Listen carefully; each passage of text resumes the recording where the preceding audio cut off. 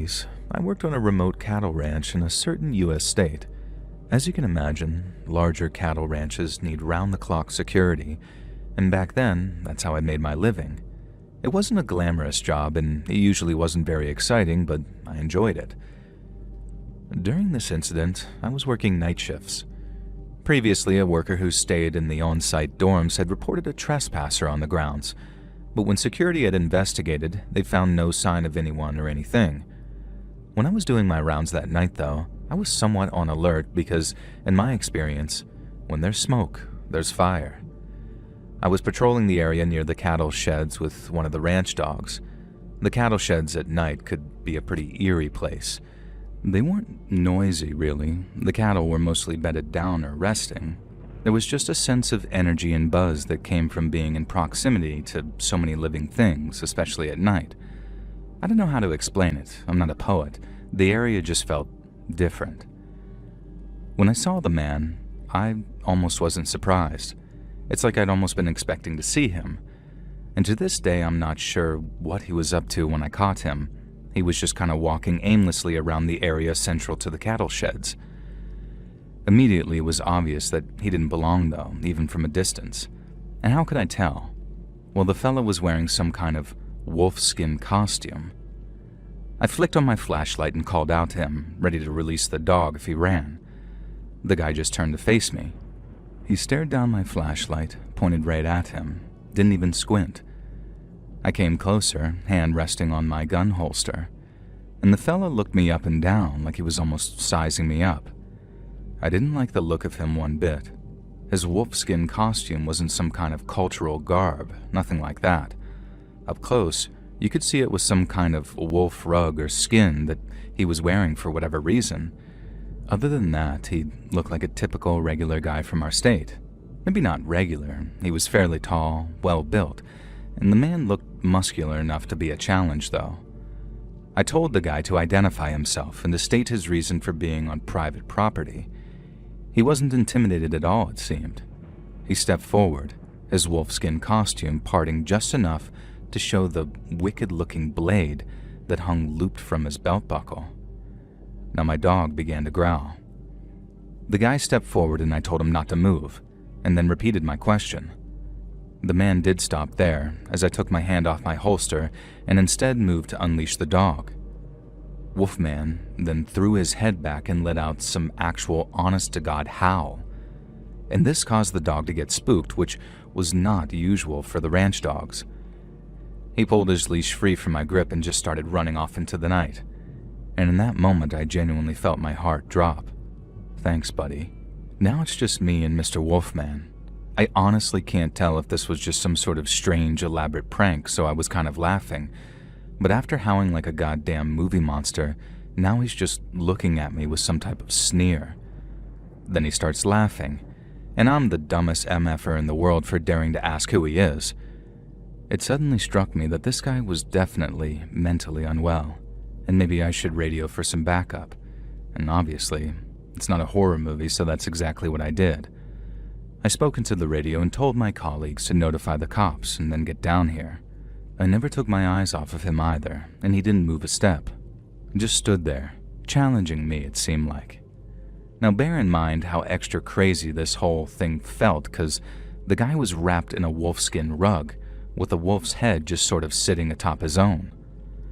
I asked him a third time who he was and what he was doing on the ranch, and I guess something about this third prompting triggered him to action, because that's when he charged me. This guy went from standing there like a malicious wolf-clad clown to barreling straight at me like a fullback. The guy was on me before I even had time to react and actually draw my weapon. And I know, you probably think that I was bad at my job or had slow reaction times, but you weren't there. It was so sudden and so surprising.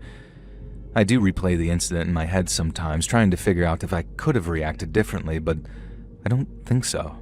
The guy was unpredictable, this aggressive fella, and people like that just behave exactly that way, unpredictably. He knocks me and sends me flying straight to the ground. Then this wolfman is on top of me, choking me out of all things. The goddamn wolfskin head is just staring into my face like some kind of dumb Halloween costume. I bucked and writhed, more affronted than anything else, and despite his size, I managed to throw the guy off of me pretty easily. I guess our scuffle had woken up some of the nearby cattle because now a commotion was starting to come from the barns. It was the sound of distressed and bothered cows mooing and stirring with alarm, and I cannot begin to describe just how strange and unsettling the incident was in that moment. There's this guy who's just decided to invade the ranch wearing a wolfskin rug and he's attacking me, sure. And now the cows are all worked up and they're hollering and hooting. Then the dog, I guess he got his courage back because suddenly the dog comes running back, barking as well. And this caused the wolfman to back up momentarily, sizing the dog up. I was scrabbling across the floor at this point just trying to get my bearings. The flashlight cast this very eerie beam on Wolfman, sending his wolf-clad silhouette across the barn wall. The dog was barking at him, and I kid you not, Wolfman was barking back, just howling and yapping at that darn dog like they were having some kind of argument. And the next thing I know, I hear shouts and running feet. One of my colleagues, his name is John, had shown up. And of course, he's more prepared than I was, and he's armed with a shotgun. And you'd think that seeing my shotgun-wielding buddy charging in, Wolfman would have backed down. Instead, it seemed like the commotion and action was only spurring him on, because he threw his head back and howls again. It was legitimately a full-throated howl, and it still sends chills down my back just thinking about how insane this guy was. I scrambled to my feet, ready to engage with this wolf guy. John wasn't hesitating though. He ran straight in and cracked Wolfman straight in the head with the butt of the shotgun. No stumbling, no stuttering, just a perfect action movie clonk right to this guy's head. This guy went down like a sack of potatoes, crumpled to the floor, pretty much unconscious. And by the time I reached them, John was fastening this wolfman's wrists with a plastic tie that he had with him.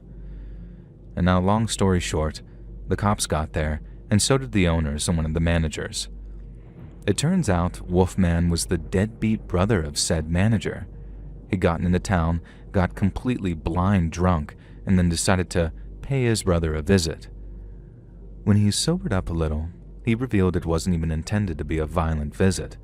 We were supposed to just accept and understand the fact that somewhere between making that decision and him arriving, he'd acquired a thirst for violence, a wolfskin rug, and a huge knife.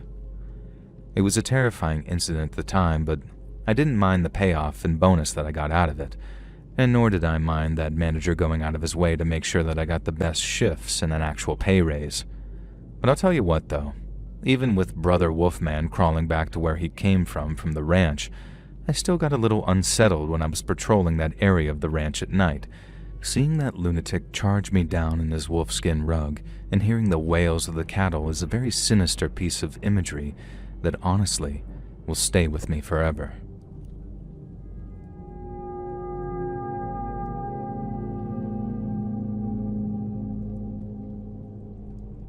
When I was a teenage boy, I lived with my sister, parents, and grandfather as neighbors to a large farm. My father was the foreman of the farm, so my family lived in a property on the grounds. This is a pretty upsetting story, and sharing it is hard, but I want people to understand. I'm not sure what I want them to understand. There's a lot that goes on in my head around this. There's the way people can change, and it's not their fault, I guess. I also want people to understand how dangerous farms can be. If you don't know what a threshing machine is, it's basically a machine that can sort and clean grain. They come in varying sizes, and they typically involve the grain being tossed inside a hatch into a set of rollers. These rollers are usually bladed and separate the grain from the stalk, be it wheat, corn, rice, etc. The farm we lived on had a number of threshing machines for the grain, and that's all you really need to know for backstory.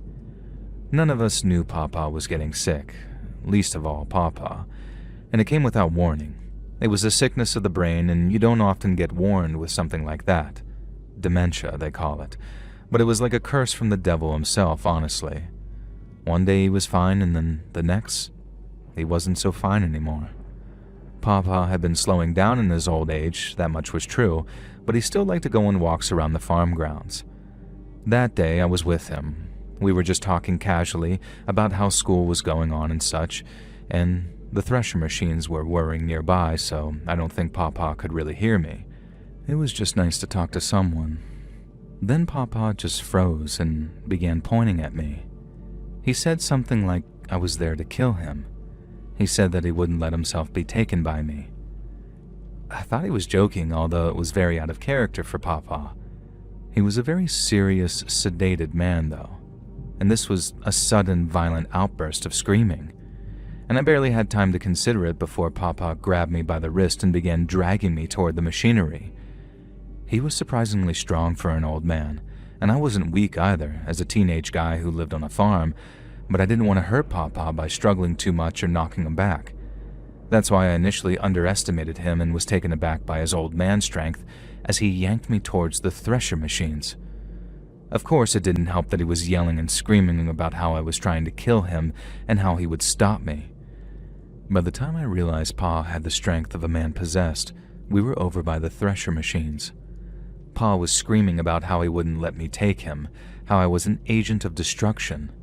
He was yelling all sorts of scary things that, in the moment, I just didn't understand.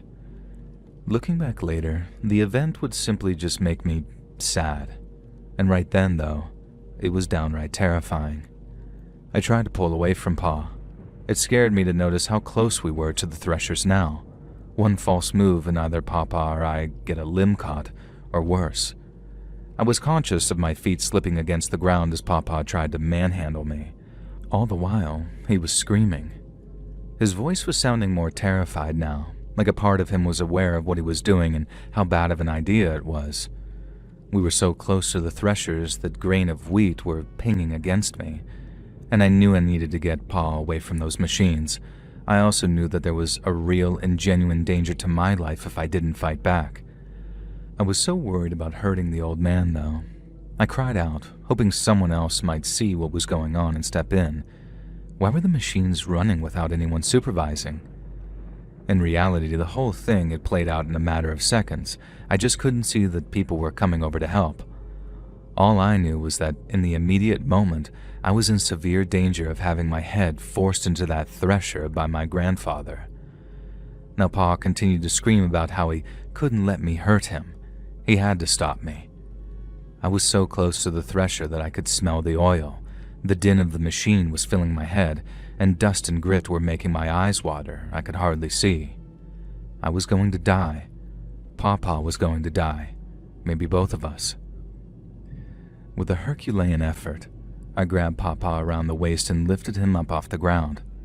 I still have no idea how I was strong enough. Pa was an old man, but he wasn't small or frail. Not yet, at this point anyway. And I think it was like one of those stories you hear about with mothers lifting cars off their small children, only it was me lifting Pa away from that thresher machine. And by now I'd become more concerned with the old man falling into the machine than the idea of him forcing me in. I just wanted to get my Papa to safety, and we could work out why he was screaming and trying to kill me later. Pa did not like being manhandled, though, especially in his delusion that I was an aggressor trying to kill him. He thrashed in my arms, and I toppled backwards. Now quickly I let go of Pa and spun around, grabbing the side of the thresher machine and halting myself just inches from the spinning, rotating blades. And holy F, I had no time to relax, though. Pa grabbed my head from behind. He was trying to force my face into that thresher. Pa screamed in my ear. He yelled something about how I'd regret what I'd done, that I wouldn't take him too. I could feel the hot air from the machine against my cheek. The thresher was like some hungry, violent animal beneath me, and I suddenly remembered that the machine shared its name with some type of shark. Both of them were out for blood in that moment. And that's what crossed my mind, and that's what made me say, no, screaming it. I kicked back from that thresher, sending Papa flying, and I no longer had the luxury of worrying about bruises or scrapes. I needed to get both of us away from that machine. Thankfully, Pa stumbled backward and I grabbed him again. I dragged him along the ground away from the thresher. I was shouting at him now, shouting that it was me, his grandson, shouting for him to get a grip on himself. People were finally running over too. My dad, grabbing both of us in an embrace of generations at that point, and then things were just sort of this whirling blur of action. My sudden spike in adrenaline fizzled out then, and I just collapsed to the ground. Already I could see Pa had started to wander, looking confused. The expression on his face in that moment broke my heart, because that's when I knew. I knew what had gone wrong. I knew what had happened in his brain and that everything would change for him from here on in. He had a number of other lucid moments after this, but to me, this was one of the last times I saw Papa. He became something different after that. It's rare for dementia to suddenly manifest into violent moments like that, and from what we could gather, Pa believed that I was an enemy soldier from his time in the military. It's hard to be sure, though, because he was never really there after that. Pa sadly had to go into a home because of that manifested violence, and I found it very hard to visit him in there.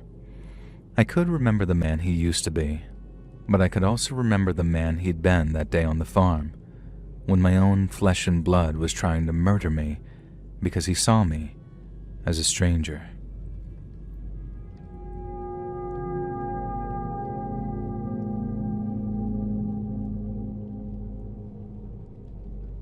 I'm one kid of many from a former farming family. We sold the business some years ago because local farming just isn't what it used to be. Far too hard to maintain, but I'll always have extremely happy memories of growing up on a farm. We worked hard, played well, got up at the crack of dawn, went to bed exhausted, and generally lived a solid, honest existence. Our family farm was a decently sized grain farm focused on various crops. At one point, we had lots of workers and lots of machinery. We also had a number of silos for storing the grain. Anyone who's visited farming country has probably seen them, or some variant. Squat metal cylinders that stood on stands, basically. We didn't have those really large, fancy ones that you see sometimes, but they had presence enough to be notable and very memorable. Now, I won't bore all of you by going into details of how grain silos work, but what you need to know is that they're essentially huge metal tubes, some tall as skyscrapers, and after a harvest, they're filled with grain that can be stored up, packed up, and shipped off to sell. Now, as kids, my family was strict about farm equipment, because it's farm equipment, you know? They had to be. You can't just play around with that kind of stuff. One single error of judgment and you just lost a hand or a leg or maybe your scalp. And so, here and there, as little kids, we'd get taken around the farm. This tour was usually by our mom, and we'd have to explain to her exactly what a machine was and why it was dangerous. And this is how she drummed it into our heads, scaring the bejesus out of us by having us talk about limbs being cut off and all sorts of things like that. But when we'd get to the grain silos, it was all very vague. Mom would stop and get very serious for a moment. You can't teach kids about danger if you make it too scary and serious. And we'd stand and look up at that metal silo. We'd say something like, "These are the grain silos and we don't climb up the ladders ever. If you fall in, you don't come out." And then Mom would hurry us away onto the next part of our tour, which I think was the thresher machines and all of the other random stuff. And then Mom would hurry us away onto the next part of the tour. Now, I'm not sure that any of me or my 5 siblings really thought about what it meant to fall into a grain silo at the time. To me, the danger was falling in when they were empty because, well, it'd be a huge fall. Way more than enough to kill you. And as a kid, I had no idea whether the grain silos were usually empty or full, so I just figured that was the danger most of the time. But how wrong I was. You see, falling into a grain silo when it's empty, sure, that'd probably kill you enough. A quick drop, a sudden death, just like any other high fall. Getting stuck in a grain silo when it's full of grain, though, yeah, that's the actual danger. That's what had Mom so spooked and why we weren't to go anywhere near those silos. Anyone who grew up on a farm will know about this. There's all sorts of data about the ever-increasing reign of grain silo deaths. And around 15 years ago, there was a big to-do about changing the law so younger farm workers weren't even allowed access inside a grain silo. But that never went through in the end due to farmers protesting, I guess. And if you don't know, some grain farms require the workers to go inside the silos to walk down the grain, and it can be very dangerous. There are all sorts of laws about grain silos, and they differ from commercial farming and independent farming. Lots of differences, actually. And the only law we knew, though, was Mom's law. Us kids did not do any work around the grain silos. She just wasn't having it. Our dad never seemed too concerned, but Mom was the real power in our household. It was her family farm, after all, and our grandparents also agreed with her. The kids don't work in the silos ever. Not while I live and breathe, she said. And I would later find out that she actually meant that. She never wanted any of us kids to work in a grain silo, and she knew that it was important work that had to be done, but something about the silos spooked her. I guess maybe she had a bit of a woman's intuition, given what came next. One day, one of the farm workers, who held a relatively senior role, simply didn't show up to work. Rick had always been one of the most reliable men that you would ever know. Hadn't taken a sick day in all of his years on the farm. He was in his 50s, a beloved fixture around the farm, a favorite to everyone.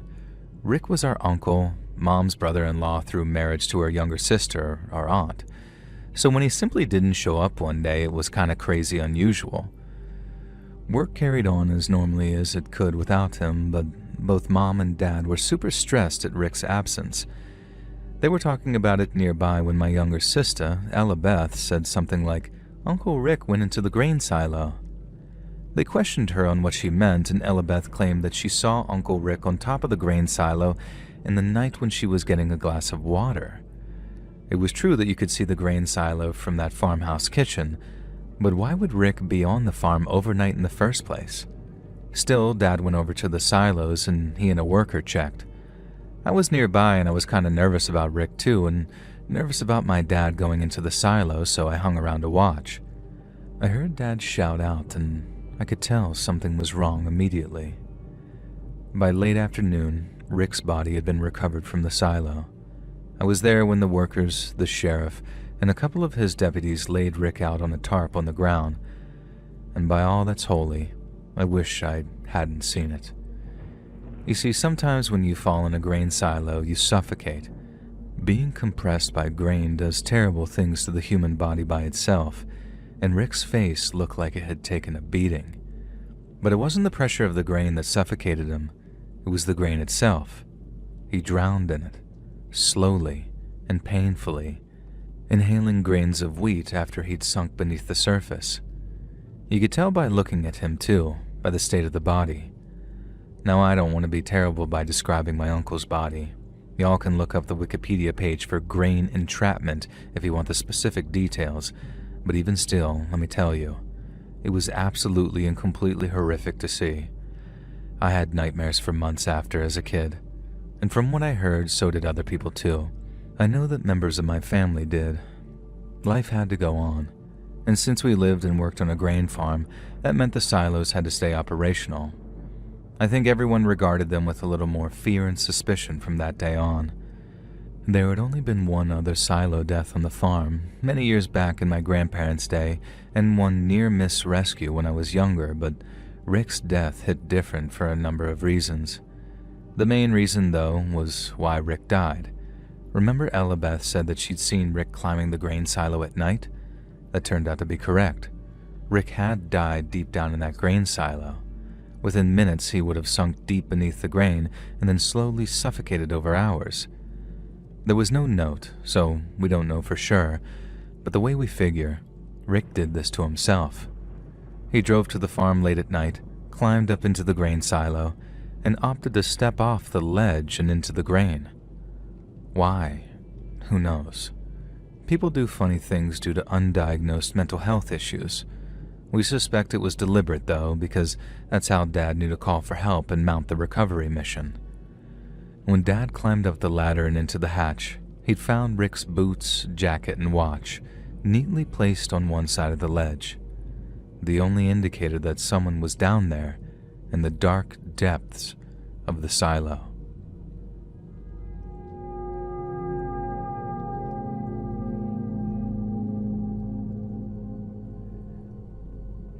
I'm from Sweden, and until recently I helped run a small remote sheep farm.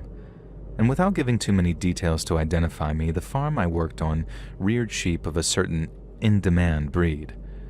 Their wool is quite sought after, so even when the story occurred a few years back, the sheep were particularly valuable. The farm, being quite remote, meant we usually weren't bothered by people and could go about our business without much drama.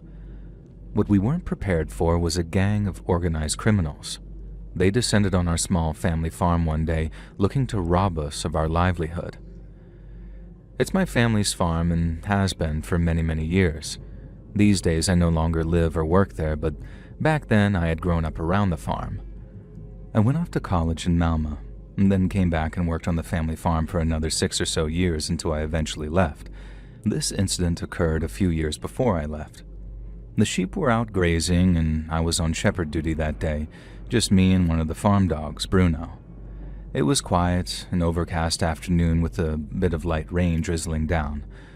Mostly I was just kind of killing time, waiting to load the sheep onto the truck and move them to the other field.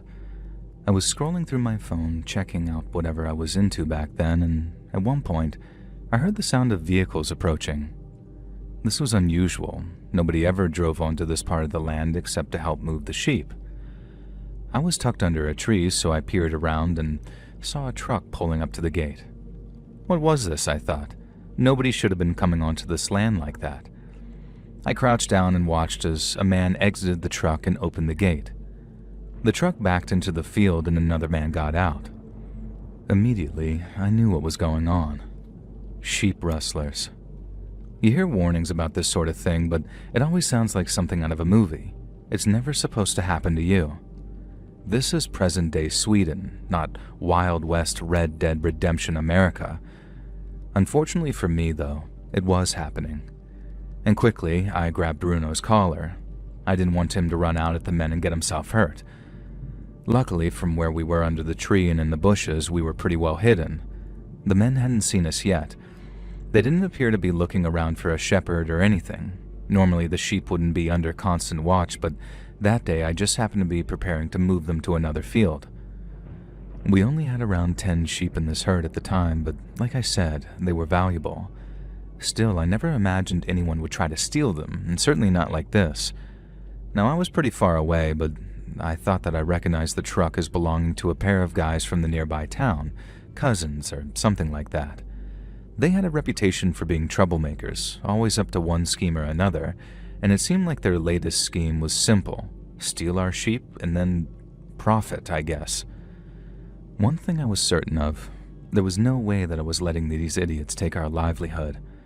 Honestly, it was mostly because I was protective of the sheep and worried the guys would actually hurt them. I figured I was far enough away to make a phone call without them hearing me. They'd left the truck engine idling, which helped mask the sound. I quickly called up the farmhouse, told my family what was happening, and asked them to call the police. Then I hung up, not wanting to risk making more noise. I was already worried about Bruno deciding to bark at the men. And at that point, they were trying to catch one of the sheep. They didn't seem to have much of a plan, just chasing the sheep around trying to grab it. Maybe they only planned to steal one or two, and someone else might have just let it go, but not me. I wasn't letting a single sheep get harmed that day, and I honestly would fight them to the death if I had to. The problem was, I'm not some big, tough fighter type. I'm a fairly skinny guy, and I was pretty sure that I couldn't take one of them in a fight, let alone both. My only option was to convince them that I was more dangerous than they were. To do that, I had to stop worrying about Bruno getting hurt. I tied his leash around a low branch to keep him safely away from harm's way. I told Bruno to be a good boy and wait for me. Then I broke off another branch from the tree and made my move. I came charging out of the undergrowth, swinging the branch above my head, yelling every threat that I could think of. How I was going to effing kill them, how they'd wish their mothers never gave birth to them, all of this sort of crazy nonsense.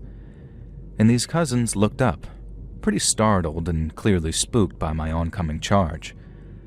And that's when one of them reached into a waistband of his pants and pulled out a pistol. Of course, I just froze in absolute terror. I hadn't even considered the possibility that these idiots might actually have a gun. I stopped in my tracks a few meters away and let the branch fall from my hands. And the cousins sort of just looked at each other, almost like, "What the F are you actually doing here?" They clearly hadn't thought their master plan through and definitely weren't expecting me. Their incompetence didn't matter much, though, when they were armed. They still had a major terrifying upper hand here, and the one with the gun kept it trained on me while the other came over and patted me down. Thankfully, I'd left my phone hidden with Bruno, and I hadn't thought about it much. I just didn't want it to get broken. And I was beginning to realize that I hadn't thought about anything really much at all. I guess in that sense, me and the cousins weren't that different, really, and that thought sort of made me laugh in the moment. The cousin patting me down seemed unnerved by this and sort of stepped away, and we were at something of a stalemate. The gun-wielding cousin took control and roughly grabbed me, trying to force me to the ground. And that's when my survival instincts kicked in. Or maybe I lacked survival instincts. Either way, I charged the guy, pointing the gun, who was so startled that he didn't react before I knocked him over, sending that gun bouncing across the ground. And that's when I realized that it actually felt suspiciously light. Was this idiot threatening me with some type of BB gun? Some type of toy? And I didn't have much time to think about it because then both cousins were on top of me, kicking, punching, flailing, and they were surprisingly bad at fighting for two actual criminals. Still, I'm pretty sure that they would have overpowered me if Bruno hadn't somehow pulled free and come charging across that field, barking and snarling like some maniac. And that was too much for them, I guess. They abandoned that fight and ran back to the truck. The engine was still running, so they just peeled away, thankfully without hitting Bruno or any of the sheep. Those cousins were apprehended and questioned by the cops later that day. There were all sorts of legal complications, and the whole thing was a mess. In the aftermath, I beat myself up harder than those cousins ever did. I still suffered nightmares and PTSD from my decision to just charge them and actually risk getting shot, even if it was probably just some BB gun. Facing down that danger, even for just a moment, stayed with me for years and eventually led me to leaving the farm for a much calmer and much more chill profession.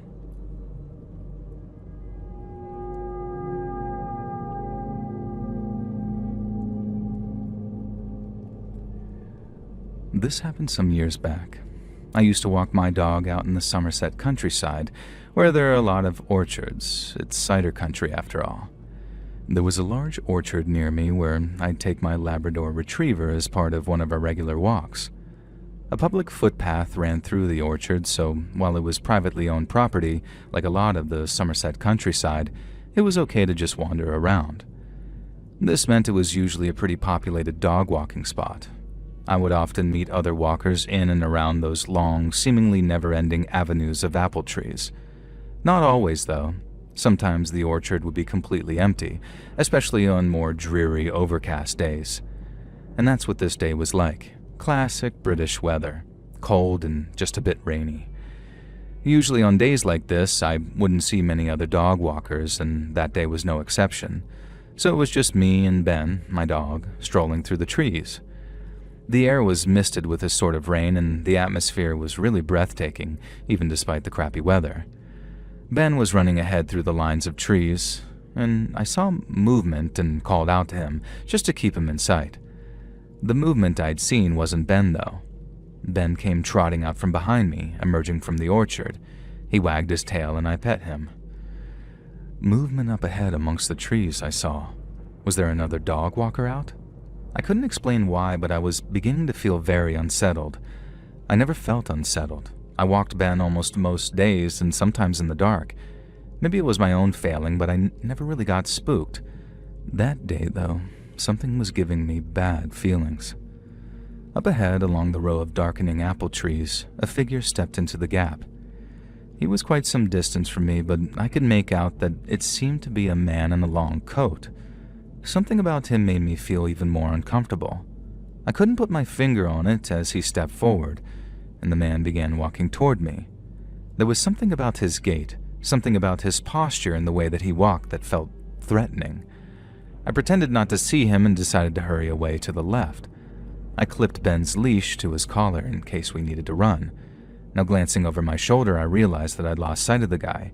Maybe he was just another walker and I had nothing to worry about. Something told me that that wasn't the case, though, and I began to hurry through the trees, Ben at my side. When the guy stepped out ahead of me, I had to stifle a very small scream, and I swear to God, it was like something out of a slasher movie. He just emerged from between the trees, except now he was much closer to me and coming from a different direction. He must have run through the orchard to get there ahead of me. I quickly changed direction, hurrying with Ben through the trees. I could just about see the edge of the orchard through the misty trunks, and I didn't want to lose sight of our goal. I also didn't want to get caught by my would-be stalker, so I began to speed up. So did he, behind me, and I could hear his footsteps now, jogging speed, and so I broke into a run, and so did he. The orchard's rows no longer seemed quite as straight or easy to navigate. As I ran, I briefly lost sight of the direction I knew the exit stile to be in. I didn't want to stop, and I let the guy potentially catch me, but I needed my bearings. Whirling around, suddenly angry, I turned to face him. But the man was gone. No sign of him. I tried to peer through the trees looking for a shape, a shadow, anything. I crouched down hoping to see past the trunks of the short, squat apple trees. No sign of the guy. Ben took this as an opportunity to get excited and start trying to lick my face, and I had to fight to avoid getting distracted. I had to take the situation seriously, I felt. I managed to work out the direction we needed to head in and started to jog through the trees again. The fact that I'd lost sight of the stalker wasn't filling me with any confidence. I made it a few more meters when, sure enough, there he was again, moving to my right. This time, though, he caused me to stop in my tracks.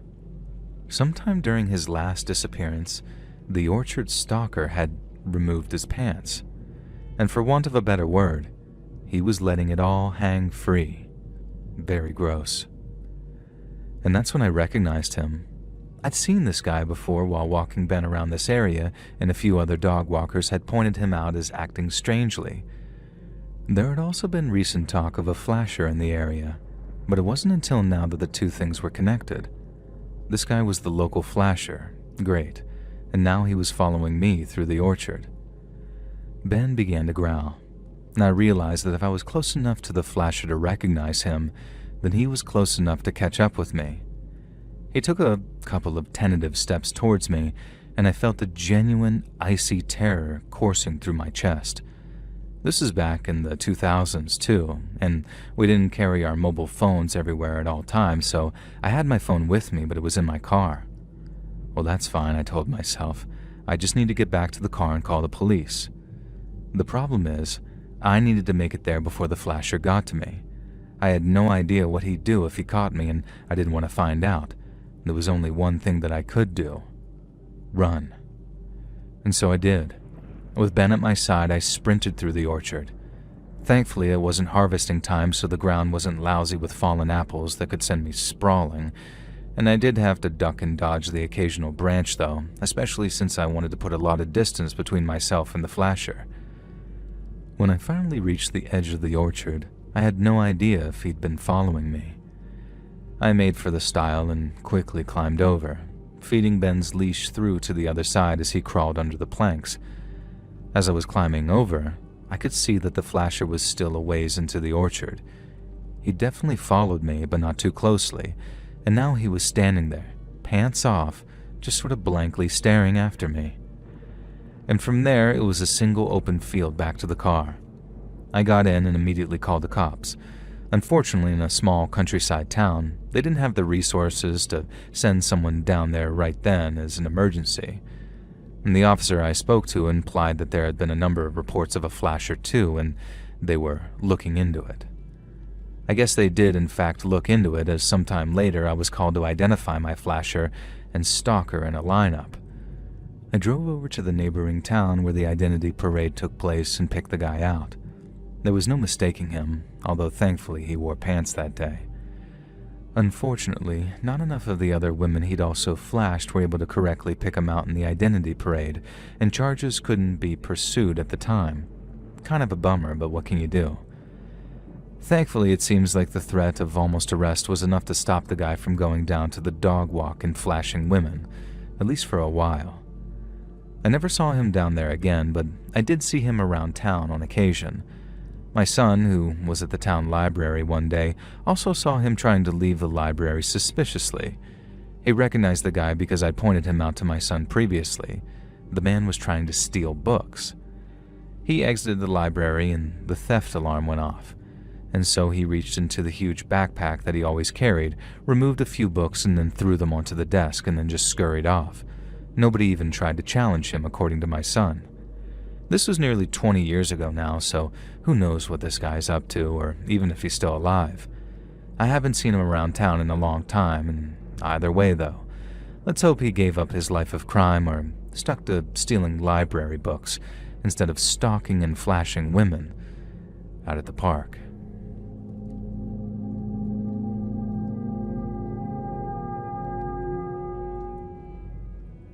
Hey, Let's Read. I know you typically share stories about people, but sometimes God's other creatures can be absolutely terrifying.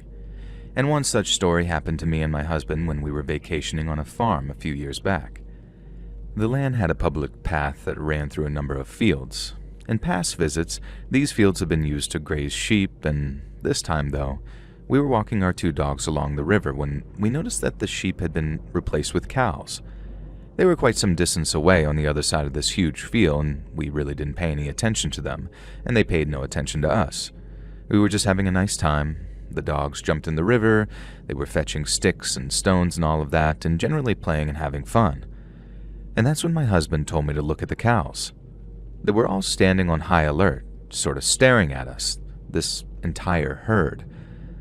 I had no idea what in particular caught their attention, but something clearly did. Most of them looked kind of younger, these smaller cows, and I watched them for a moment staring at us, and then, when nothing happened, I went back to playing with the dogs. It must have been 10 or so minutes later when I glanced back at the cows and saw that they were now staring at us. Something about us had caused them to fixate. My husband suggested that we actually leave, and I decided he was probably right. We were about halfway down the field at this point with a river on one side. The gate leading into the next field was about 1/8 of a mile away. As we made the leave, the cows started to charge. All of them, all at once. The entire herd thundered across the field. We were still some distance away from them, so we had time to react, but my God, I had no idea that a herd of cows could be that fast. I guess I paused for a moment because that's when I realized that some of the cows were young, these male cows that haven't grown into full-blown bull status yet, so they don't really need separating. Now, these young bulls were clearly the ones spurring the rest of the cows on because they led the charge, and basically myself, my husband, and our 2 dogs were being charged down by a herd, or rather stampede, of young bulls. And that's when my husband told me to run. I pushed the dogs forward and we bolted. My goal was to get the youngest dog to safety, so I scooped her up in my arms. She was still a puppy and couldn't really run that fast. And then me and the 2 dogs ran for the gate. Meanwhile, my husband decided the best course of action was to try and bait the young bulls into following him. And so that's what he did.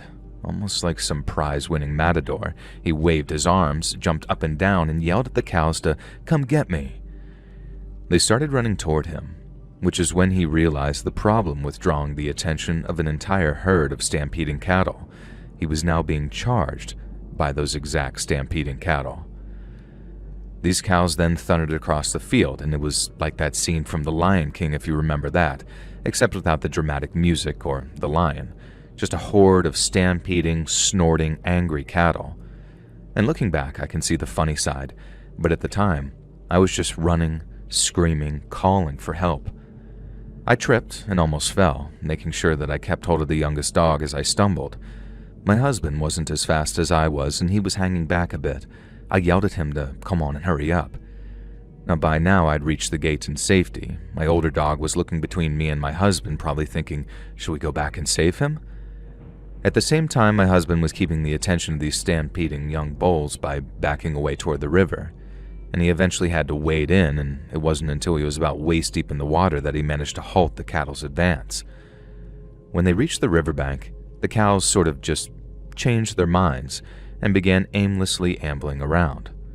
This allowed my husband to trek along the riverbank and out through the gate, joining us in safety. Now, this story might not be up there with stalkers or serial killers and all that kind of stuff that you usually get, but my God, let me tell you, in the moment, being charged down by an entire herd of stampeding cattle was one of the most terrifying moments of my entire life. It's easy to underestimate just how fast they are, and there were easily 30 or more cows in total in that herd. They could have trampled us to death with ease, and it's very easy to underestimate animals, especially if you live in the countryside and deal with farm animals regularly. Normally, they'll leave you alone, and a herd of standard cows likely would have, but those young bulls present in the field meant that they were angrier, more riled up, and more prone to being startled. And needless to say, we did not go walking in that field again while the cows were grazing. I live in a small town in the United Kingdom, and all I can say is that it has hill in the name, and therefore every year the town council do this oh-so-ironic sort of thing of hosting a crappy street carnival that we all jokingly call the Nothing Hill Carnival. Get it? Hilarious, right? Almost as funny as Thanksgiving. In fact, I'd actually prefer that. Well, I'm just being salty because of what happened to me there. I used to have a good laugh there, even if it sucked balls, and was a bit of a laugh with my mates, a good excuse to buy some overpriced handmade tats, look at nice parade floats, all three of them usually, and get a bit tipsy. Now this year, in 2014, I'd recently started dating a new guy, now my husband, James. And he was my boyfriend at the time, but I know I'm going to slip up in the story and call him my husband, so you get the point. Now, I went to the carnival with James, and there were some decent cheese stalls this year, actually. James is a cheese fan, and I've been known to partake in the devil's milk from time to time too, so we spent far too long sampling different cheeses. And I kid you not, we spent over 80 quid on cheese that day and nearly 20 quid on bread. There's this one local farm that just makes the most insanely good cheese.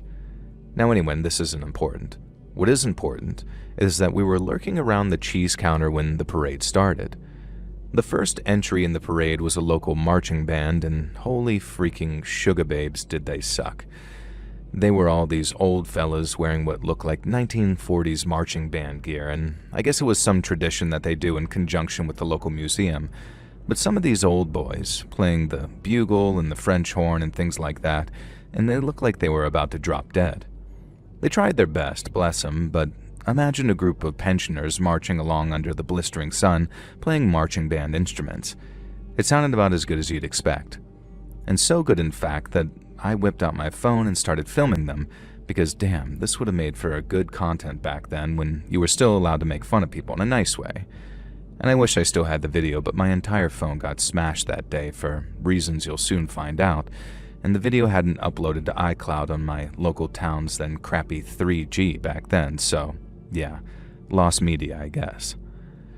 Now, I was so caught up in filming these old duffers giving it their all that I didn't even notice something my boyfriend had done. He was looking at the procession following behind the marching band, a group of tumbling, cartwheeling clowns. And by tumbling, I mean struggling, and by cartwheeling, I mean some of them could do it, sure, but half of them look more like lads who'd stumbled out of the pub and were accidentally doing acrobatics. Now, one of them was proper good at it. He was kind of a big fella, so I didn't expect him to be as spry on his feet as he was, but he was doing these sort of front flips and all sorts. It was absolutely fascinating. And that's who I thought my boyfriend was pointing to at first when he kept tugging on my elbow and telling me to look. But no, it was another clown that he wanted to check out. This other guy was thin, a lanky lad with a bald cap and green tufts of hair above his ears. Something about his gait seemed familiar, and he came pushing and shoving through the parade of clowns, storming in our direction like someone over here had actually pissed on his VHS tape of killer clowns from outer space or something. And he shoved a trumpet player out of the way, who let out a sort of goodness me and came barreling right for us. And that's when I realized that we were this bozo's intended target. He stormed right up to us in these huge clown shoes with this crappy face paint dripping down his face with sweat, clumping up on his dark facial hair. He accused me of moving on from him pretty quickly. Oh God, no, surely not. But there it was, my ex-boyfriend, Am. Now his definition of moving on from him pretty quickly was certainly an odd one. We'd broken up nearly 2 years ago. James wasn't even the guy that I dated since then. I told him it was a long time ago, and then he got all sad. He said he'd never gotten over me and that I broke his heart. And then he did something even more unexpected. He quoted that freaking Notting Hill scene, that famous one you might remember. Only remember, he was dressed as a clown, and he also didn't get it right. And from the best of my memory, this is what he said. "I'm just a guy, hanging out with a girl, asking if she'll let me love her." I did probably the worst thing I could do. But he dressed like a half-assed clown, and I hadn't even thought about this guy in years. He was a brief college romance from what I recall, and so I kind of just laughed in his face, to which he responded by reaching in his back pocket and producing a jar of a very cloudy liquid and quickly unscrewing it. Now he said something like, if I was going to laugh in his face, then how would I like this in my face instead? And for a second, my mind went somewhere gross. But when he took the lid off the jar, I could sort of smell it. A caustic, burning smell. Now remember that other clown I mentioned? The larger lad who was actually acrobatic and putting on a good performance? He was right by us now. Now James, bless him, hadn't quite worked out what Am was going to do. He moved to tackle him, and I remember saying don't, like I think he's holding acid. And the other clown, whose name that I'd find out later was Len, had already realized something bad was going down, but when he heard this, he came leaping out of the crowd right towards me, and I felt him slam against me just as Am threw the liquid towards me. I suddenly felt a burning sensation on the shoulder of my t-shirt and immediately ripped it off. Only a splash had hit me, and I'll tell you now, thankfully whatever substance Am had cooked up, which we found out he'd stolen from the chemistry lab at the school that he worked as a janitor, wasn't that potent. But it was potent enough that it caused some genuine damage to my bare flesh and particularly my eyes. It didn't hit my face though, it hit Len's. Len, who it turned out was wearing thick homemade grease paint that he swore by in his career as a clown compared to the, in his words, sticky, sicky crap that they sell at circus supply shops. I don't fully understand the science, but I know the makeup he used involved a combination of water-based lubricant and baking soda, and he swore by it for makeup that wouldn't run in the heat. It also meant that the acid, instead of destroying his face, was almost neutralized by the damn grease paint. He did end up with a few small scars, especially around his hairline where the grease paint met the wig. But Len, who is now a lifelong friend, is some kind of genius, I think. He kept his eyes shut, screamed for something to wipe his face with and some water, and he quickly asked me to soak the t-shirt and use that to wipe his face clean, and it really did manage to negate most of the damage Am would have done. Meanwhile, as all of this was going on, James was acting as my hero in another way. Now, I don't want to be one of those wives, but my husband's a bit of a hard nut, especially back then. So he was beating the absolute living crap out of Am, who, let's not forget, was dressed like a rubbish clown. And at one point he had Am down on the ground and was genuinely concerned that he was going to end up getting murder charges for curb stomping this guy. I mean, if someone had tried to acid attack him, I'd probably have done the same thing, but, you know. I yelled at him to stop and dragged him away. And thankfully there were so many bystanders and witnesses, including the local bobbies, that James really didn't risk much. Am was comfortably convinced not to press charges in exchange for a bit of leniency in the charges against him being dropped down to something a little less serious. Now, I'm not sure how I feel about that. The guy tried to permanently scar me for breaking up with him nearly 2 years ago. But hey, you take what you can in the legal system, I guess. Now, he did go to prison, and he's probably out now, but thankfully I have a restraining order against him that my lawyer ensures stays renewed and active. And so to Am, I hope you've become a better person, because to me, you'll always be a steaming pile of crap and an insult to clowns everywhere.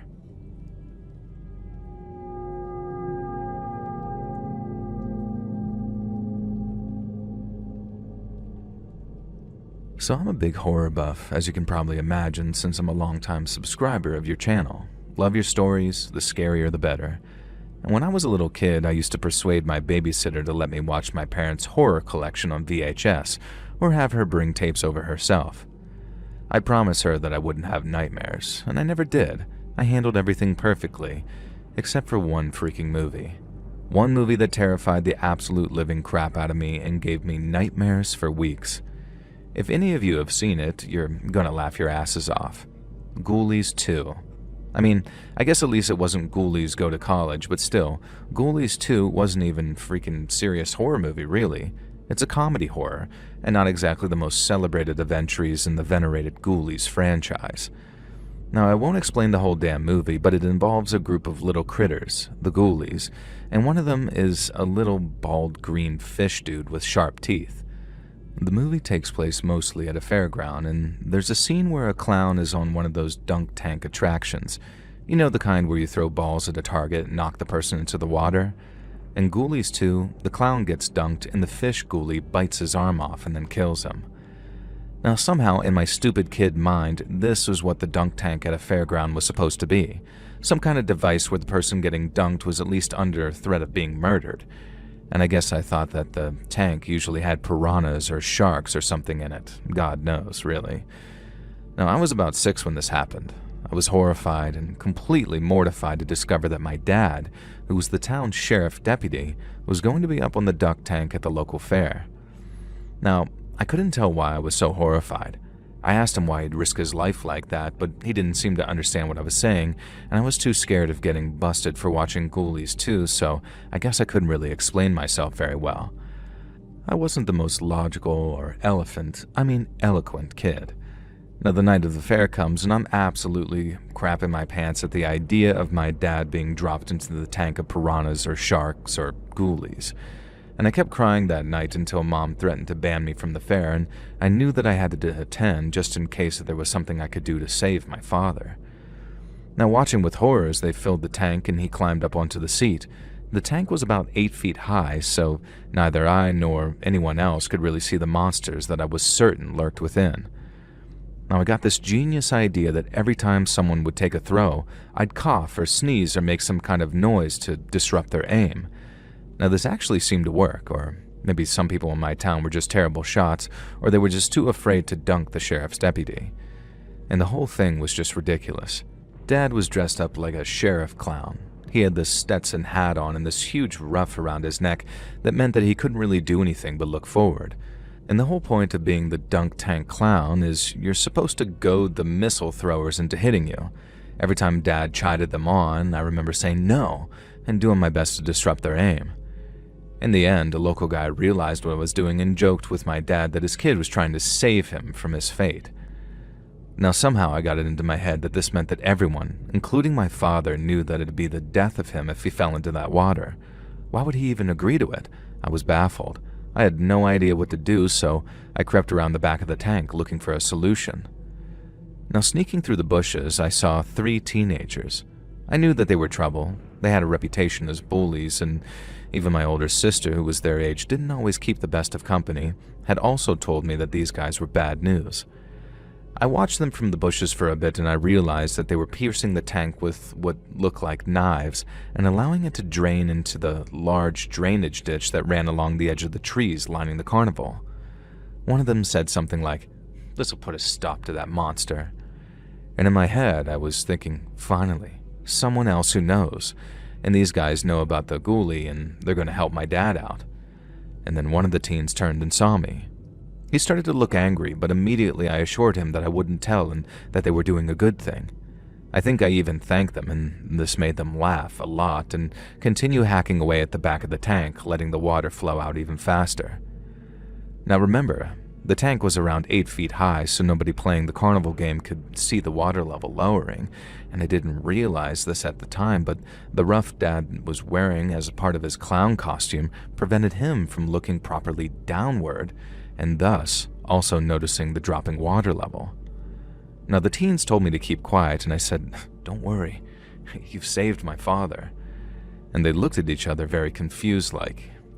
I didn't understand at the time, but I ran back around the front to witness what? I'm not really sure. A few more players later and someone finally hit the target, and the seat collapsed under my father, and I guess I expected him to land in the bottom of the pool like some kind of ninja, safe in the knowledge that the ghoulie or shark or whatever had been swept out into the ditch. And instead, Dad disappears from sight into the pool, and the next thing I hear is the loudest, most horrific cracking sound, and then a scream that should have woken the dead. People were running up the poolside ladder, trying to climb in and see what had happened. I was jumping, trying to get enough traction in my tiny frame to apparently clear an 8-foot wall, and all I could think was that the ghoulie had gotten him after all, and that we'd been unsuccessful in our attempts at saving him. Of course, what had really happened is that Dad had fallen around 10 feet into a pool that was no longer having water in it. Being completely unaware it no longer had water at the bottom, he wasn't even able to brace himself for the fall. He just landed straight onto his legs, shattering one ankle and breaking the fibula of his other leg. Now, eventually, after much chaos and screaming and crying and frantic action and paramedics, I realized that I had screwed up big time. Now, my dad wasn't a strict dad, the opposite in fact, and that's maybe why I felt even worse that I just stood by and let these teenage delinquents basically try to murder my dad. In my defense, and theirs, I really don't think they intended to cause him as much harm as they did. I think they were just as dumb as I was for believing in ghoulies and thought that he'd fall into the pool and just hurt his butt or something. Now, he spent some time in the hospital, during which I know that there was an investigation into who drained the water and sliced the tank. Now, I was petrified and kept quiet. It's not like I'd done it myself after all, but I did keep dropping hints to my sister and my mom saying, "Hey, remember those kids you told me about, sis? Do you think they could have been involved?" Eventually, people kept telling me to just shush because I was probably only 5 or 6 at the time. Now, I finally admitted the truth to my dad on my wedding night, slightly drunk at the reception, and the fall had caused him to take early retirement from the police force, and he'd gone into local politics instead. Now, at the time of my wedding, he was sitting pretty as the mayor, and he'd done well for himself, and I confessed everything toward the end of the night. I looked from my dad to my sister to my new wife. Sadly, Mom had passed away some years before and never got to celebrate the big day with us, sadly. And Dad began to absolutely roar with laughter, and so did my sister. As it turns out, they'd caught the kids who'd done the crime after a couple of weeks. They'd admitted to everything and been surprisingly remorseful, and also mentioned how a little kid had been there, talking about goblins or ghouls or something.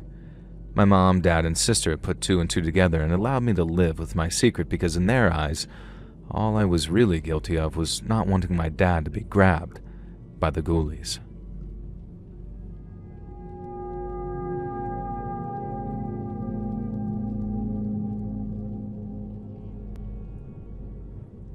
So this happened back in the 80s, before health and safety was really quite as severe as it is now. We were just a group of thrill-seeking kids heading to the county fair and excited to ride the most dangerous, unstable, poorly built rides we could find. The more rickety and unsafe it felt, the more we loved it. Weren't a lot of us like that as kids? That was the thrill of the fair, really, wasn't it? The idea that these gruff, greasy men operating the rides genuinely didn't give enough of a crap about you to care whether you lived or died, and that there was every chance that the tilt-a-whirl or bumper cars could go flying up the tracks in some fiery wreck, killing you instantly. I guess that was just part of the fun. Or maybe we were just idiots.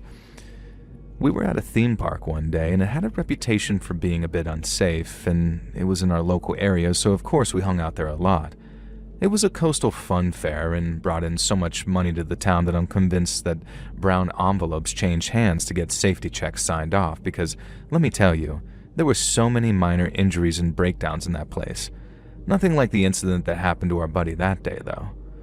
We were strolling down the boardwalk, just taking a break between rides.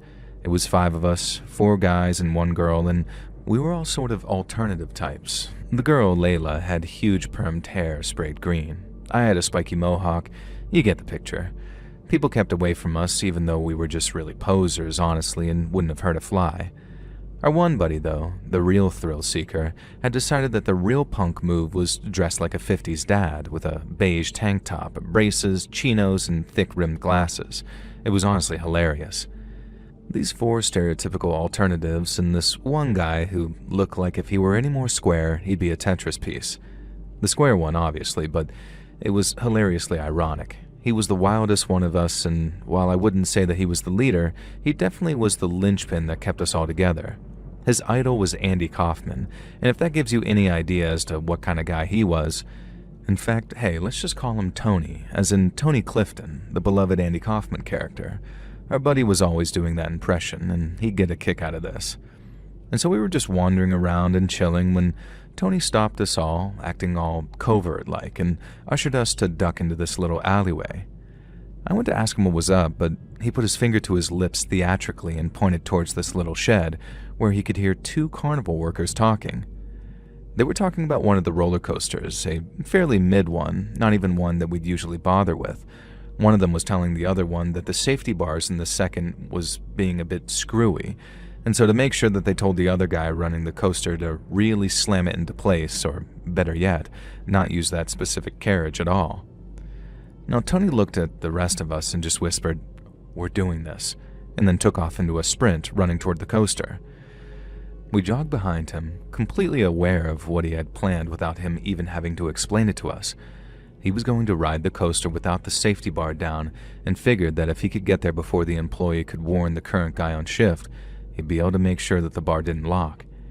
It had been one of his weird life dreams to ride a roller coaster bareback, as he put it. We got to the coaster, which didn't even have a line because it wasn't that popular, and the rest of us were like, "No way, man, we're not stupid.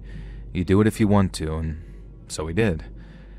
We watched from the ground as Tony let the employee push the safety bar down, and then he gave us a wink and a thumbs up and sort of cheekily showed us that the bar wasn't locked in place properly. And the ride took off. We could see that Tony was holding the bar steady, and goddamn him, he was managing it, and he was using one hand to make sure that the bar didn't fly open and the other to hold himself in place against the coaster. It was honestly really impressive. We really thought that he was going to do it. The absolute maniac was going to fulfill his dream of riding that coaster bareback. And then came the incline and the big drop.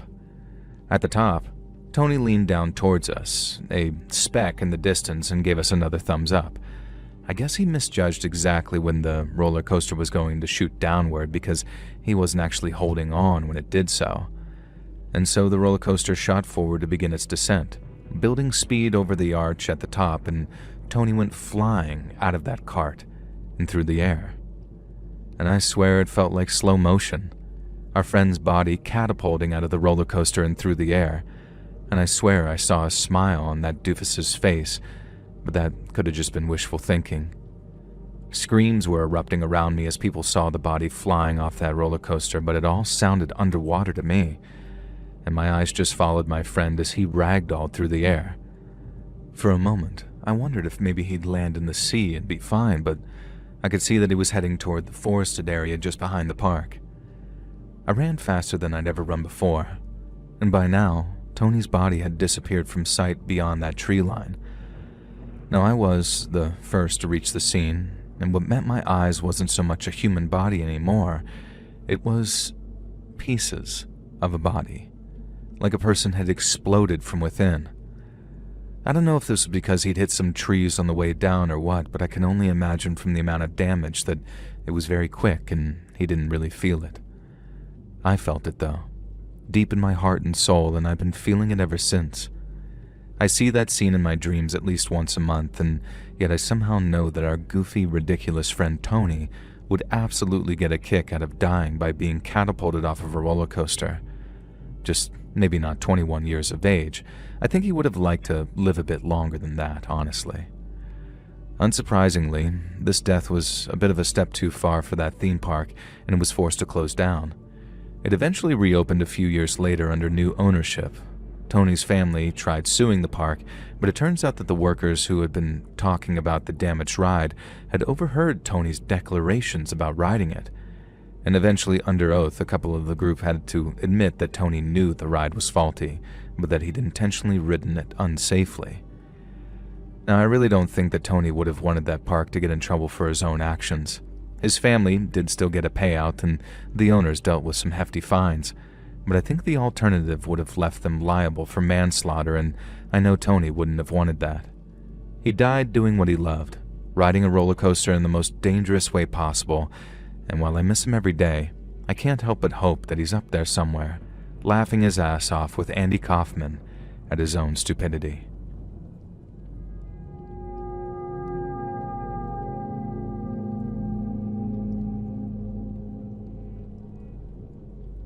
I grew up outside of Phoenix, Arizona, We lived rough, played rough, and we were poorer than dirt and had the survival instincts to prove it.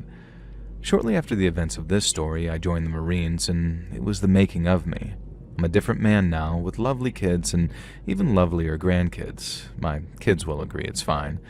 And back then, though, we were rough little bastards who thought nothing and no one could knock us off our pedestals. But I suppose we hadn't reckoned on any carnies. Now, I always say, if you ever want to meet men who live harder than you, play rougher than you, and show loyalty to a found family more than you ever will, then you have 3 options. Join the military, ride with a biker gang, or become a carny. Traveling carnival folk are like nothing else. They will literally kill for each other, and while their code of morals might differ from yours or mine, I respect and understand that. I most certainly did not when the Stanfolk family carnival pitched up in the Poddington's field just outside of our crap-hole little town. We saw the carnival as an excuse to go cause a bit of trouble, maybe pick a pocket or steal a purse or two, show what double-hard bastards we were on some of the rides to impress the chicks. And most importantly, we were absolutely determined to disprove the myth that carnival games were impossible to win. They were rigged, sure, but we were better. We'd clear them out, or so help them God, we'd make sure that they never conned another small town again.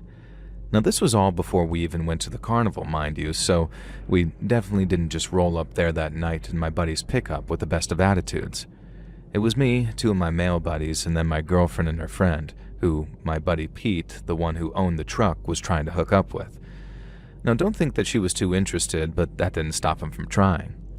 We tried a couple of rides, but mostly we were determined to look good to the girls and win some carny game prizes, so we got hopped up on churros and soda and headed to the games area. Now, the way it worked there was that there was a prize booth where you could exchange tickets for prizes. Each carnival game let you win tickets, and there were big signs saying win 20 tickets here and get 50 tickets there, so it looked like things were doable. Me and my girlfriend wandered over to the prizes tent first, and she set her eyes on this big, fat, plush octopus. She was absolutely in love with the damn thing. This big, green, chubby dude. Big as a St. Bernard. I can remember it perfectly. And it was only 100 tickets. Holy crap, I thought. That was like 2 or 3 major wins on the carnival games. Now first, I headed to the shooting range, where you had to shoot some moving metal ducks with these BB guns, and each downed duck was worth 1 ticket, and if you got 10, then you got a 10-ticket bonus. Firstly, I'm a good shot. I grew up dirt poor and with nothing to do, so shooting cans with an air rifle was an actual genuine pastime of mine. I spent $3 to get 30 shots, which was a decent amount of money back in the 70s, and I managed to down 10 total ducks. I was pretty furious because I had missed the first 4 or 5 shots due to the gun being incorrectly calibrated, a well-known carnival game trick. Now, I knew this, and it still took me a while to adjust, and eventually, over the next 25 shots, I downed 10 ducks. The game attendant handed me 10 tickets with a wide-eyed look, like I'd somehow broken their all-time record. And then I say, "Hey buddy, I got 10 ducks though, aren't that 20 tickets?" And that's when he pointed out that tiny small print which stated that it had to be 10 ducks in a row and also within an individual clip. So you have to spend $1 and hit every target using the bullets from that dollar. Clearly some absolute BS designed to prevent you from basically ever getting the bonus tickets. Now next was the ring toss, and this was just straight up outright impossible. The rings were too small to fit over the boxes, another famous carny trick, and of course when you accuse them of that, they drop the ring over the box and show that no, it does fit. Yeah, it fits when you're dropping it from above, you person, but it's pretty much impossible to land a single target.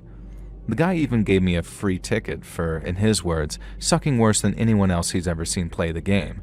I knew that he was trying to bait me into spending more or getting violent, but I wasn't having it. Instead, I gathered the boys together and sent them off to try winning these tickets. I could see my girl looking at me like, why am I with this loser? Or at least I felt that way at the time, and I was damn well going to get those 100 tickets I needed. I had 11. It would be doable.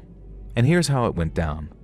My buddy, who was a star baseball pitcher, managed to get a measly 4 tickets from tossing baseballs at cans. The hook-a-duck was even worse, and we got 1 ticket from that. Throwing darts at playing cards, we did well at that, only to be told afterward that the rules stated that you have to hit them in numerical order for them to count. Sure, it was written there, but put it this way. My vision was strong enough that I passed the military entrance exam flawlessly, and there was no way that I could have read that sign. We tried the basketball game for a while, but it was obvious that the hoops were too small for the balls. Why we decided that we could beat the carnies at their own game, I have no idea, and at this point we had 20 tickets, a fifth of what I needed for that octopus. Now, it was enough for a prize. We could have gotten a little toy Spider-Man or some doll or used the tickets for free rides, but no. I was determined to get my girl that freaking octopus, and I was about to run out of money. I made one last attempt. I persuaded my friend to take my girl elsewhere, and then went crawling to the prize tent and begged them to let me just buy the octopus from them. I had $20 left in my name for my paycheck, and that was meant to last for almost a month, and I offered them the entire $20. He told me that he'd been my age once, and he knew the value of impressing a chick, but his dad, who ran the carnival, would kick his ass if he sold it to me for $100, let alone $20. He was trying to be nice, I know he was, but I was an arrogant little crap, so what I did was turn, point at the Ferris wheel and yell, "Holy crap, that ride's on fire!" And the prize tent guy instinctively turned, just for a second, and I shoved him over, leaped the counter, grabbed the octopus, and then off I was running. I screamed at my friends to follow me, that we had to get back to the truck. They saw me hooning it down the fairway, waving this giant octopus plushie over my head, and they knew crap was about to go down. And suddenly, I stopped in my tracks. This huge guy holding a chain stood in front of me, and I could see this corporate-looking name tag stuck to his leather jacket that read Stan Stanfolk, and I guessed he was the owner. He accused me of trying to take off with his octopus, and I said I wouldn't have this if this carnival games weren't rigged and if they had any honor. And this is how I know carnies do have honor.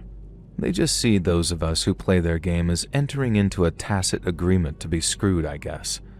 I've since talked to other carnies about this, including a couple I met in the service, and I feel like I understand where these guys were coming from a lot more now. I didn't at the time, though. Stan Stanfolk was so incensed at me calling a spade that he told me he and his family were going to chain us up behind their bikes and drag us through our podunk little town until we were begging for our lives. And then chaos broke out behind me. My buddies had taken it upon themselves to start smashing up the rig booths until whatever they could get their hands on, garbage cans, benches, baseball bats from one of the games, all sorts of stuff. Stanfolk and the carnies had no idea who to go after first. As he was momentarily distracted, I shoulder charged him and snatched the chain from him, and then I ran to the offending shooting gallery and slammed the chain down into the counter. All in all, I don't think we did that much damage, but we did enough so that in our minds, we'd caused the carnies who'd been ripping off honest folk a decent hit to their income. And like I say, I see things differently now, and I think it was our own damn fault for willingly playing games that we knew we couldn't win and deciding that we deserved to win anyway. Maybe others will disagree and think that the carnies got what they deserve. All I'm going to add to this is, after I joined the military and had a wage, Stan Stanfolk's traveling carnival received a small, mysterious donation every month from an unknown source. Now back to the story, though. Me and the buds floored it. I grabbed my girl and practically carried her to the truck, leaping into the back with her and her friend. Pete got into the driver's seat and our other buddy in the passengers, and we kicked dust and flew out of there. We were not home free, though. At least 3 or 4 carnies on motorcycles began chasing us and shouting things we couldn't hear, but they were certainly threats, I would think. And the chase felt like it went on for hours, but it couldn't have been that long. And this was where I made my fatal mistake, though. Being a cocky a-hole, I semi-stood up in the back of the bed of the truck and waved the plush octopus at them as if to taunt them, and I freaking lost my hold of the thing, and it flew out of my hands and off into the desert. All that effort, and I'd lost the goddamn octopus anyways. Eventually, the carnies clearly gave up, knowing they'd come off worse than us if the law got involved, and unsurprisingly, they did report our act of vandalism, and the next day the traveling fair had mysteriously left town. Me and my buddies tried to backtrack over the route that we'd traveled during the chase, but there was no sign of that freaking octopus. The girl that I'd been trying to impress broke up with me that next day. Needless to say, she was not impressed by someone who flew off the handle and smashed up a carnival just to steal her a toy. And last I heard, she'd married someone in software, I guess. Now, like I said, I'm a very different guy now. I'm ashamed of that night, and I'm sure there's a carny out there, probably the owner's son that I shoved and stole the octopus from, who tells this same event as his own scary story of the night a group of Arizona rednecks smashed up their carnival. And I can't say I'd blame him. All I know is the military set me right, and I avoided any real legal trouble in my idiot youth, and for both of those things, I'm deeply grateful. And for any carnival folk out there or any fellow Marines, Semper Fi, fam.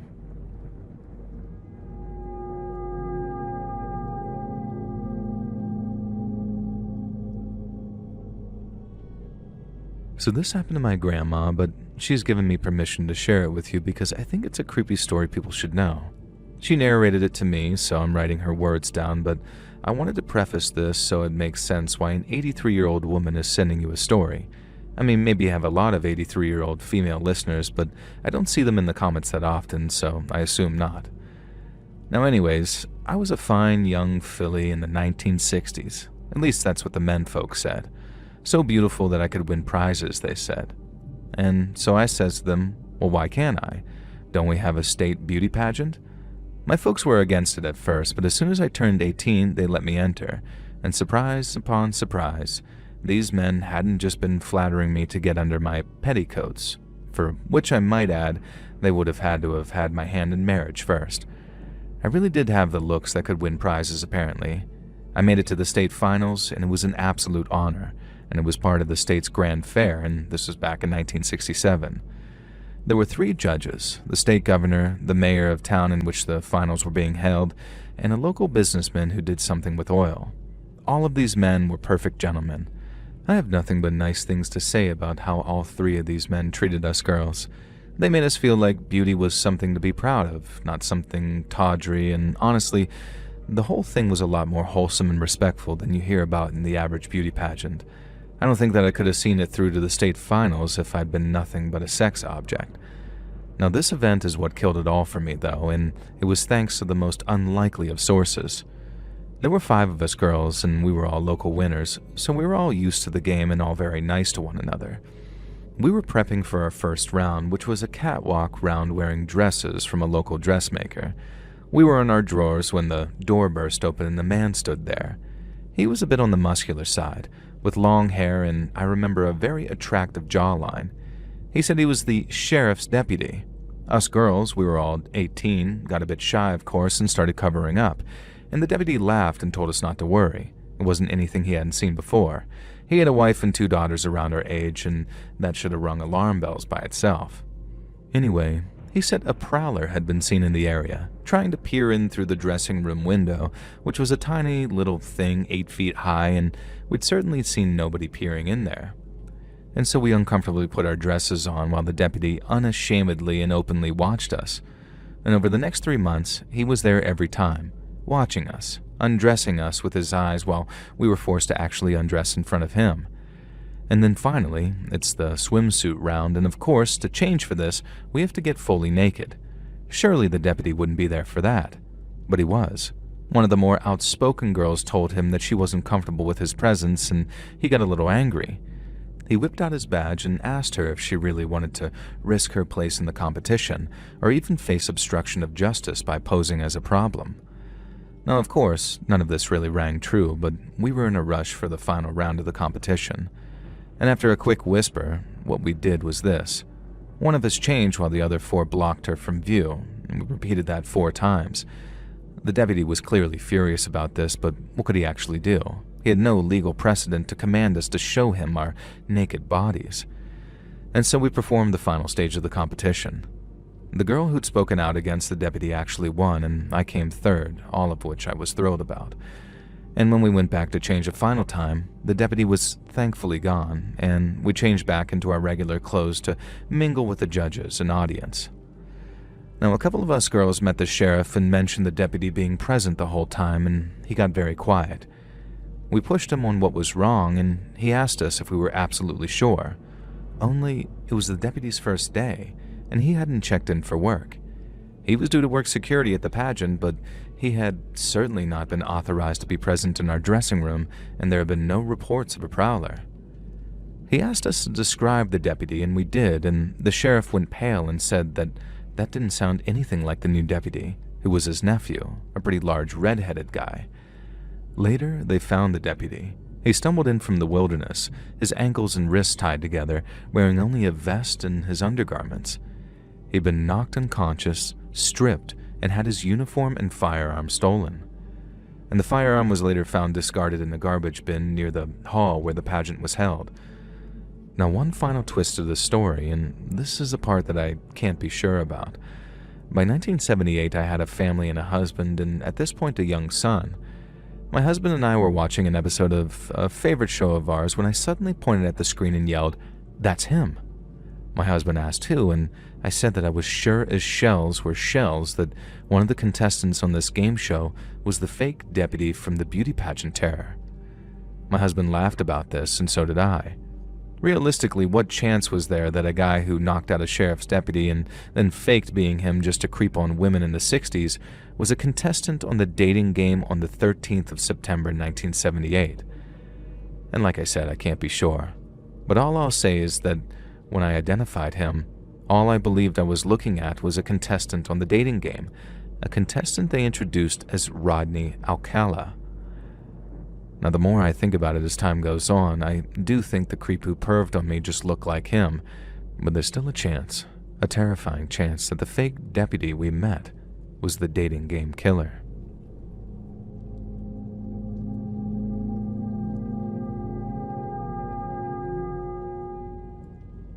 Ave Imperator, Joel. That means Hail the Emperor in Warhammer 40k speech, and yeah, I know it makes me a massive effing nerd. In my defense, A, my boyfriend told me to write to you, and B, it's relevant to the story. Maybe I'm misremembering, but I'm sure that you said in one of your streams that you're a huge nerd, so I think you'll relate to this. If that actually was one of the other narrators I listened to, then I deeply apologize, and for what it's worth, I think nerds are cool. Now, I'm going to call my boyfriend Hank, which is a bit of an in-joke, and when the story happened, we'd only just started dating. We were in college, and I didn't know him all that well, and all I really knew was that he was on the football team, and I kept encountering him when we'd play various pickup basketball games on the college courts in our downtime. We were both decently good at casual basketball, and our first date was actually shooting hoops one-on-one against each other. And then many dates later, let's just say that strip basketball in the middle of the night is a pretty fun partner experience. Now, this came a bit later, though. An earlier basketball experience that we shared was when we went to the state fair with some friends. Hank and I had been dating for around 6 weeks by this point, and one of our buds was seeing one of his girlfriends, so there was a lot of social crossover out of the blue. And it felt like we'd finally really found a solid, friendly bunch of people, all of whom were into sports and physical activities and shared interests. I had no idea that Hank had another side to him, a side that I knew nothing about. A side drenched in blood and dust and rivalries that could spill over into our perfect life. The state fair was always awesome. We always went in the evening and when there were fewer kids running around. The glowing neon lights of the rides and attractions just felt so magical, even as a college kid. The state I went to college in wasn't where I'd grown up. I'd been raised in a much more urban location, so this kind of fair was both a novelty and an extremely exciting treat. And this was the first year that I got to experience it with Hank and my new friends, so I thought everything was going to be perfect. It was, at first. We went on a really scary roller coaster, which I loved because I got to squeeze up to Hank. And then we went to the Ferris wheel, which bothered me a little because I thought that it would be an excuse for a little makeout time, but Hank seemed distracted by something or someone in one of the other carts on the Ferris wheel. Now, I asked him what was up and what he was looking at, and he said it didn't matter. Just that he could have sworn that he recognized a guy, but there was no way that it could have been him. I didn't press him on it because he seemed so serious, and I was still at that stage where you were kind of courting, I guess, so I wanted to impress him and not just piss him off. And so we met back up with our friends, and next we headed into the Hall of Mirrors. Now, we all found this hilarious, looking at ourselves all distorted and weird and ugly looking, and again, though, Hank was distracted. I asked him again what was wrong, and this time he looked at me very serious and said that he thought we were being followed. I asked who would be following us, and he just shook his head and said, yeah, it can't be. Now, at this point, I tried to press him on it, but he just laughed and said that he was being a dumbass as usual. I couldn't help noticing, though, that he kept looking over his shoulder in the hall of mirrors and turning quickly as if to catch someone following us. Now, the place was pretty busy, so it was hard to tell if there was even anyone with reflections all over the place, and in the end, Hank sort of laughed it off, and I did my best to distract him by pointing out some cool stuff that we could do next. And the next thing was a haunted house attraction that you walk through.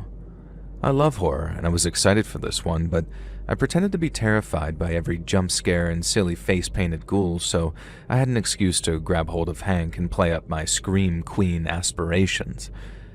The haunted house was busy too, and there were 6 of us trying to stick together in the cramped corridors.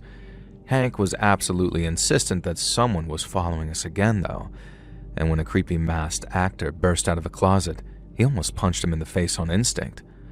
I was starting to get a little more nervous, honestly. Who could be stalking Hank that could have him so spooked? After the haunted house, we began walking down Carnival Alley, stopping to play some of the games. Hank won me a little plush fox, which I still have to this day, and we're all having fun going off and playing the different games, many of which were surprisingly easy to win. And then Hank saw him. A guy with spiky, iced blonde bleach hair, wearing a Korn t-shirt, these sort of punk jeans, and weighing probably at least 250 pounds. "It's him," Hank said. I knew it. Now his face had gone almost white. What? Who the hell was this nerdy-looking guy, and why was my jacked boyfriend acting like the devil himself was on his tail? Hank said that he had to tell me something important. He grabbed me and gently pulled me into the alley between 2 of the carnival game tents, and he held my shoulders and looked me in the eyes. His expression was grave, to say the least, and I swear to God it looked like he was about to confess a series of murders, and instead, he said something I could have never predicted. I'm a professional Warhammer 40K player, he said, like at a national tournament level. He stared at me like he expected me to spit in his face or slap him or something, and then I was like, oh, my younger brother would love to talk to you about that. He plays the other one, the fantasy one. I help him paint them sometimes. So wait, what's the panic here exactly? Hank looked equal parts relieved and terrified. Later, he'd admitted to me that he was worried that I'd think that he was a loser and a dweeb if I knew how into Warhammer 40K he was. And okay, yeah, he is really into it. Even when he told me that night, I didn't quite understand the extent of his involvement. All those weekends when he'd said that he was off on some hunting trips or had tournaments or training, most of it was Warhammer tournaments. And so he wasn't lying, but the guy was an almost pro-level college football player. I didn't know that he even had the time to play tabletop strategy games. But I found it kind of hot, honestly, and it later made it easier for me to admit to him that I collect American Girl dolls from time to time. We all have weird hobbies, right? But none of this is scary. My boyfriend is a national Warhammer 40K tournament champion isn't the horror twist that I brought to you today. The horror twist was that when he told me that the guy that he'd kept seeing was the guy that he'd beaten in the finals he won over the summer. Finals that took place halfway across the country. An opponent who lived even further away than that. A guy who'd been sending him messages online ever since, acting like a salty little man baby saying that he cheated and his army was OP and he only won because he was attractive. Is that even a thing in Warhammer? And that one day he'd find him in real life and show him what real combat was. Now, I maybe didn't take this quite as seriously as I should have because I'd seen the guy and I knew my boyfriend, and if it came to it, I was pretty sure that my boyfriend could one-punch this fool into oblivion, and so I proposed an idea. Let's make him even more mad, I thought. Hank was hesitant about this because he's a soft baby sweetheart, and I asked him if he was 100% sure that this guy was the Warhammer opponent, and he said yes. Now I led him by the hand out into the carnival alley and saw the guy. He was glowering at our friends standing by the shooting range, and I walked over with Hank and said, loud enough to be heard, I can't believe you were worried that I'd think that you were a loser for playing Warhammer. Like this chump, for example, looks like he plays. I bet you could take him down in round 1. And then I flashed the Warhammer loser this big grin, and he knew that I knew. It was obvious. His face flushed red, and he pointed at Hank and started screaming about how he'd promised this day would come and reckoning was upon him. I then sarcastically said, "Blood for the god," which I thought was a Warhammer catchphrase, and Hank just gently whispered, "It's blood for the blood god, babe." And I just blushed in embarrassment. And that's when that Warhammer loser, angry, spitting with rage, said that if we liked blood so much, then maybe we should experience some blood of our own. He whirls around, grabbed one of the guns from the shooting gallery, aimed it at Hank, and pulled the trigger. Now, the gun made its usual laser bleep-bloop noise, and I saw the mistake dawn on this Warhammer loser's face as he made it. These were not BB guns or air rifles. They were laser target guns, completely light-based, and he just tried to shoot my boyfriend Hank in full view of an entire group of people, including at least 3 cops with what he believed to be a deadly weapon, but was actually a toy gun. That's still a crime, buddy. Now, we were standing by one of those stalls where you grab a baseball and throw it to knock cans down. Now, I didn't hesitate. I grabbed one of the balls and threw it as hard as I could at that Warhammer loser, and it smashed him square in the face.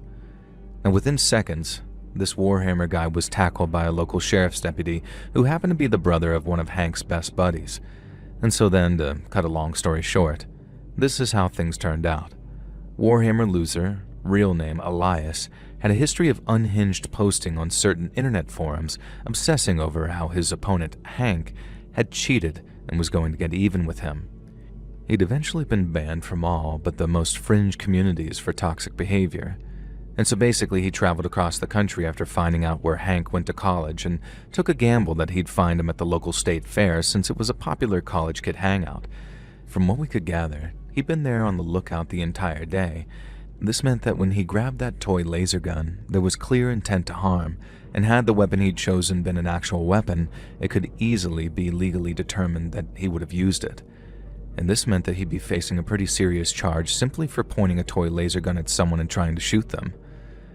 In the end, we did him a solid, especially because I didn't really want his dumbass trying to countersue me for breaking his nose.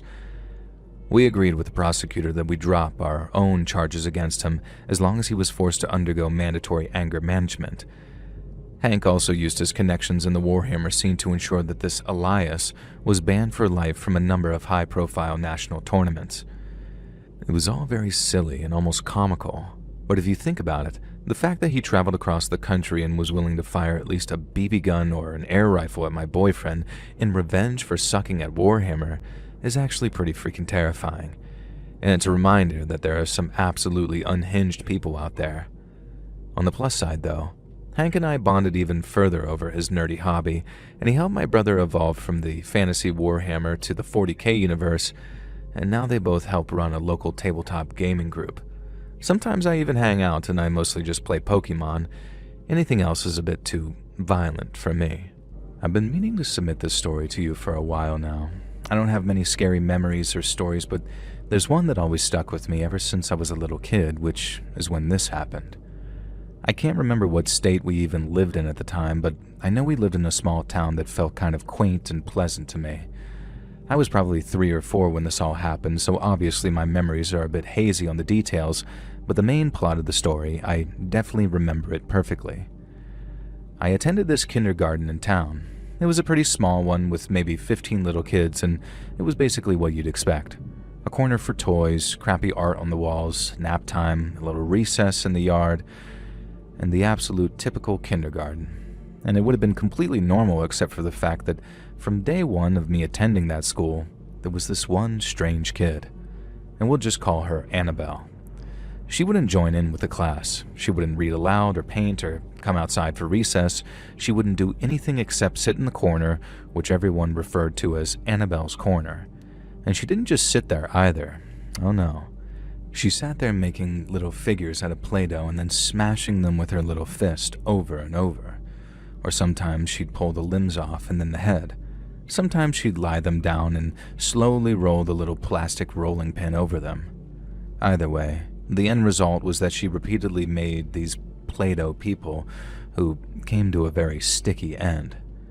And from the day I arrived at the kindergarten, I started in the middle of the year because we just moved to the state, the teachers had already taken to ignoring Annabelle and just letting her do what she wanted.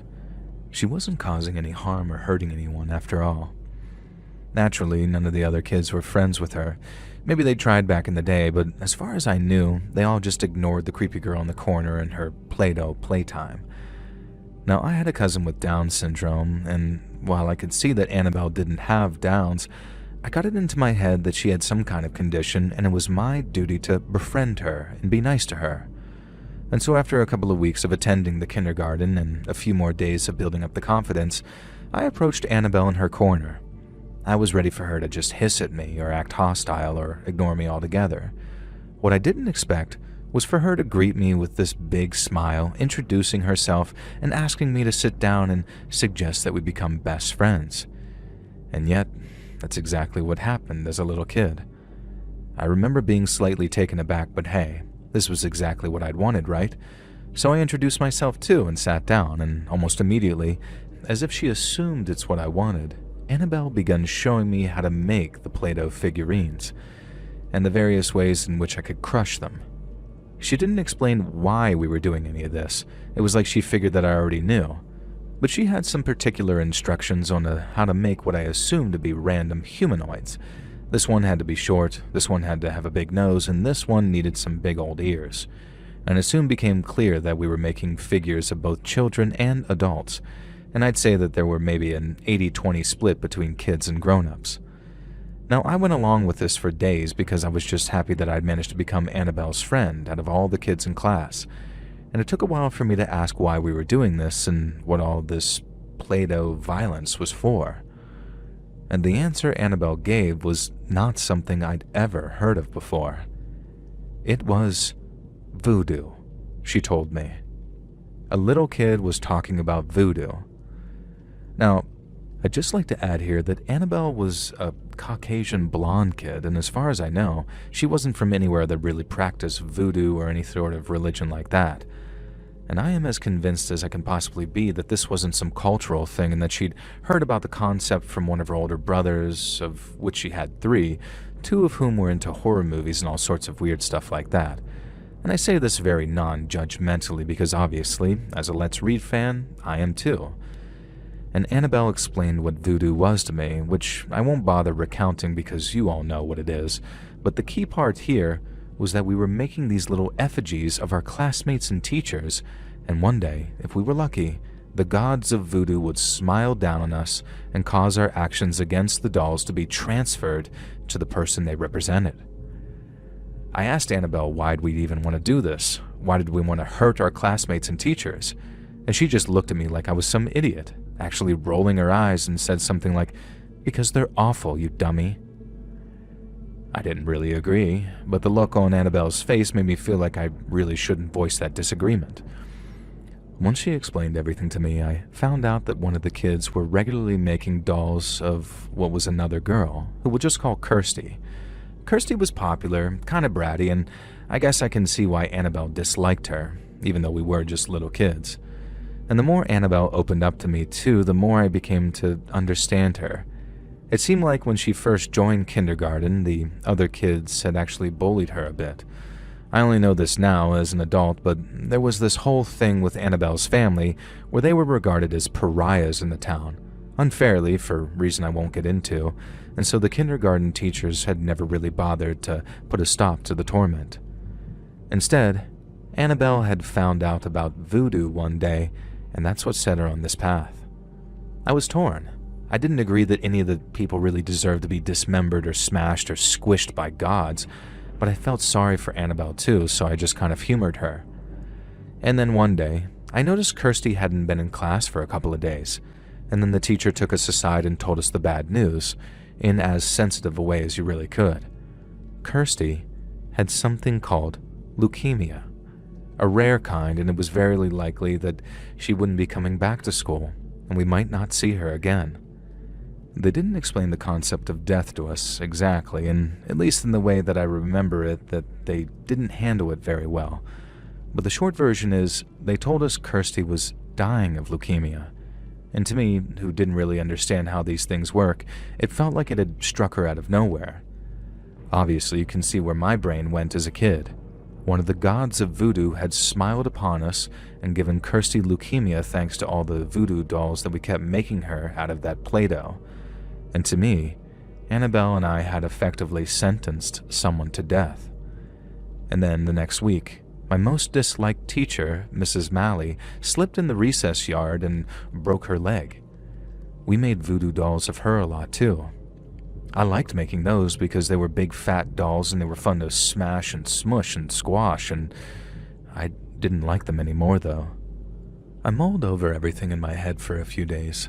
I was the kind of kid who built up internalized trauma real easy. I have no idea why. My parents weren't all that strict and I'd never really been in trouble for anything. But I would feel sick with guilt for days or weeks over the dumbest thing. For example, thinking a swear word silently in my head. And eventually, I'd either move on from it or confess it to my mom, who would inevitably just tell me not to worry about it. Now this time though, I was certain that I was right to worry about it, and I didn't think it was my mom that I needed to confess to, but our main kindergarten teacher. And so one recess I went inside and told her everything, how me and Annabelle had making voodoo dolls and that we'd given Kirsty leukemia.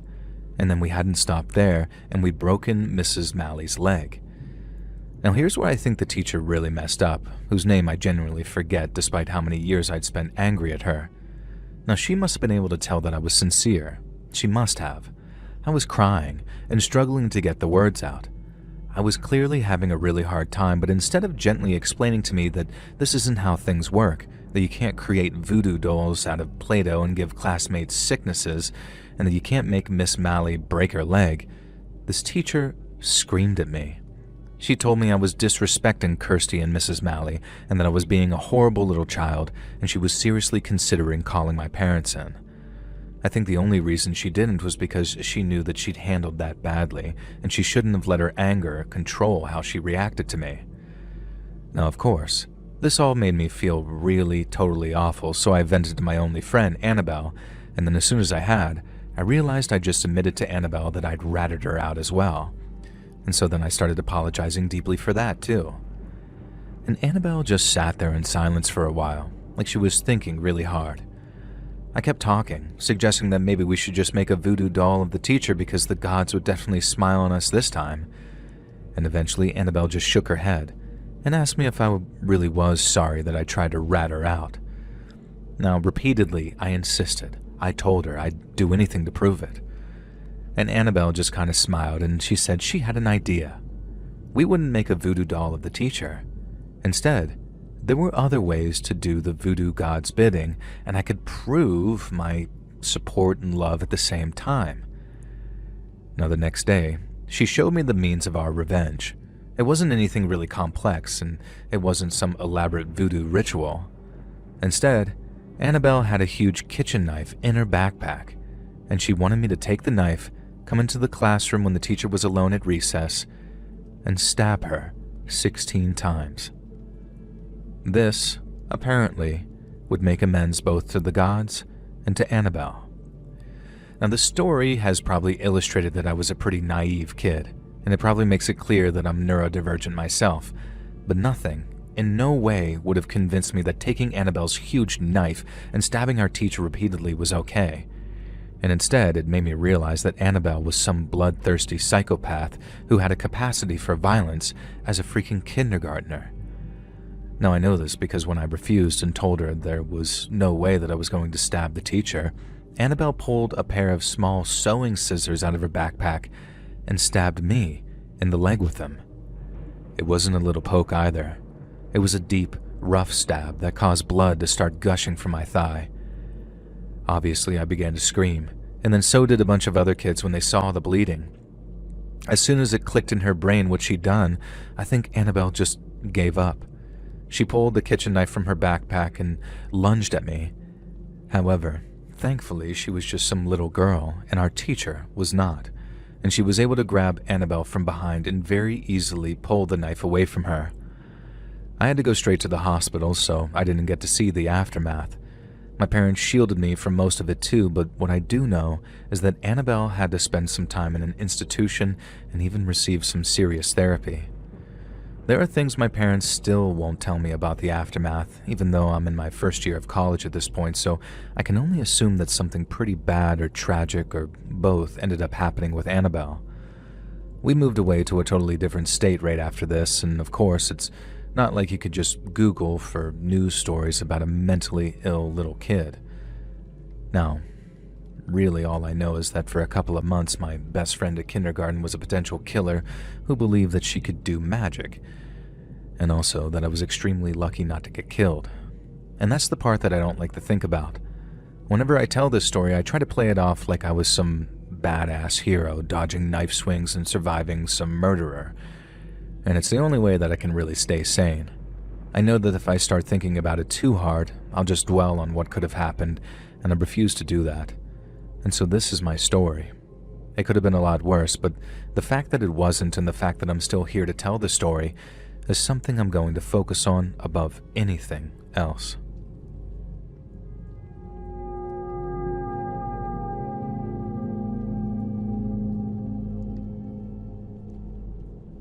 I know people like to fall asleep to your videos, but I have a story that sometimes still gives me nightmares to this day. I don't know why it creeped me out so much that as an adult I still sometimes have night terrors and sleep paralysis that revolve around it, but hey, I guess it takes all sorts to scare us. Now, this story wasn't a serial killer or a gunman or a home invader or anything like that. The scary thing here was a little girl I grew up with. Her name was Bethany, and we grew up together, and we were supposedly best friends. At least, that's what our respective parents insisted anyway. Now, this is going to make me sound like an idiot, but the truth is that I was Bethany's best friend, but she wasn't mine. Now, before you write me off, though, stick with me.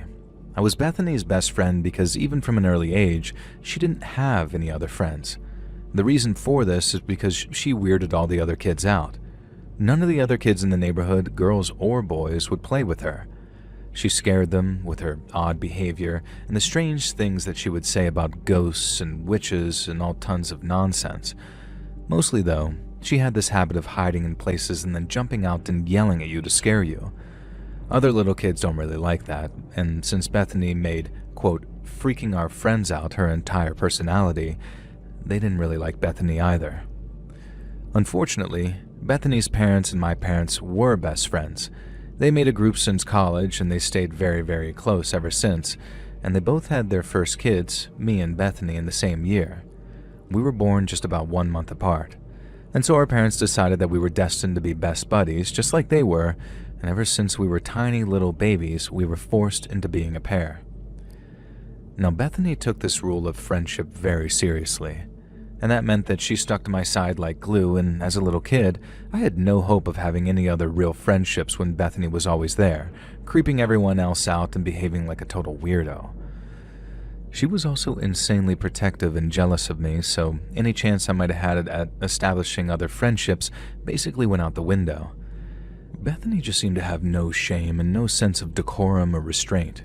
She'd pull weird faces at other kids, and she had no hesitation about breaking wind or burping in front of anyone. She'd say extremely hurtful things to other kids, calling larger kids fatty and that kind of thing, and as we moved through elementary school, her vocabulary developed into calling people various slurs, usually things that just made no sense and didn't even apply to them. And the fact that I was associated with her as her best friend, it was an embarrassment and absolutely destructive thing to any social life that I might have had.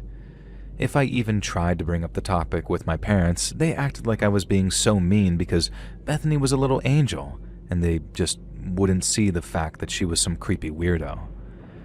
The one strange exception to Bethany's behavior was church. Both of our families were Christians and we attended the same church, and in church, Bethany was like a totally different person. It was as if God genuinely calmed her and soothed some kind of devil in her.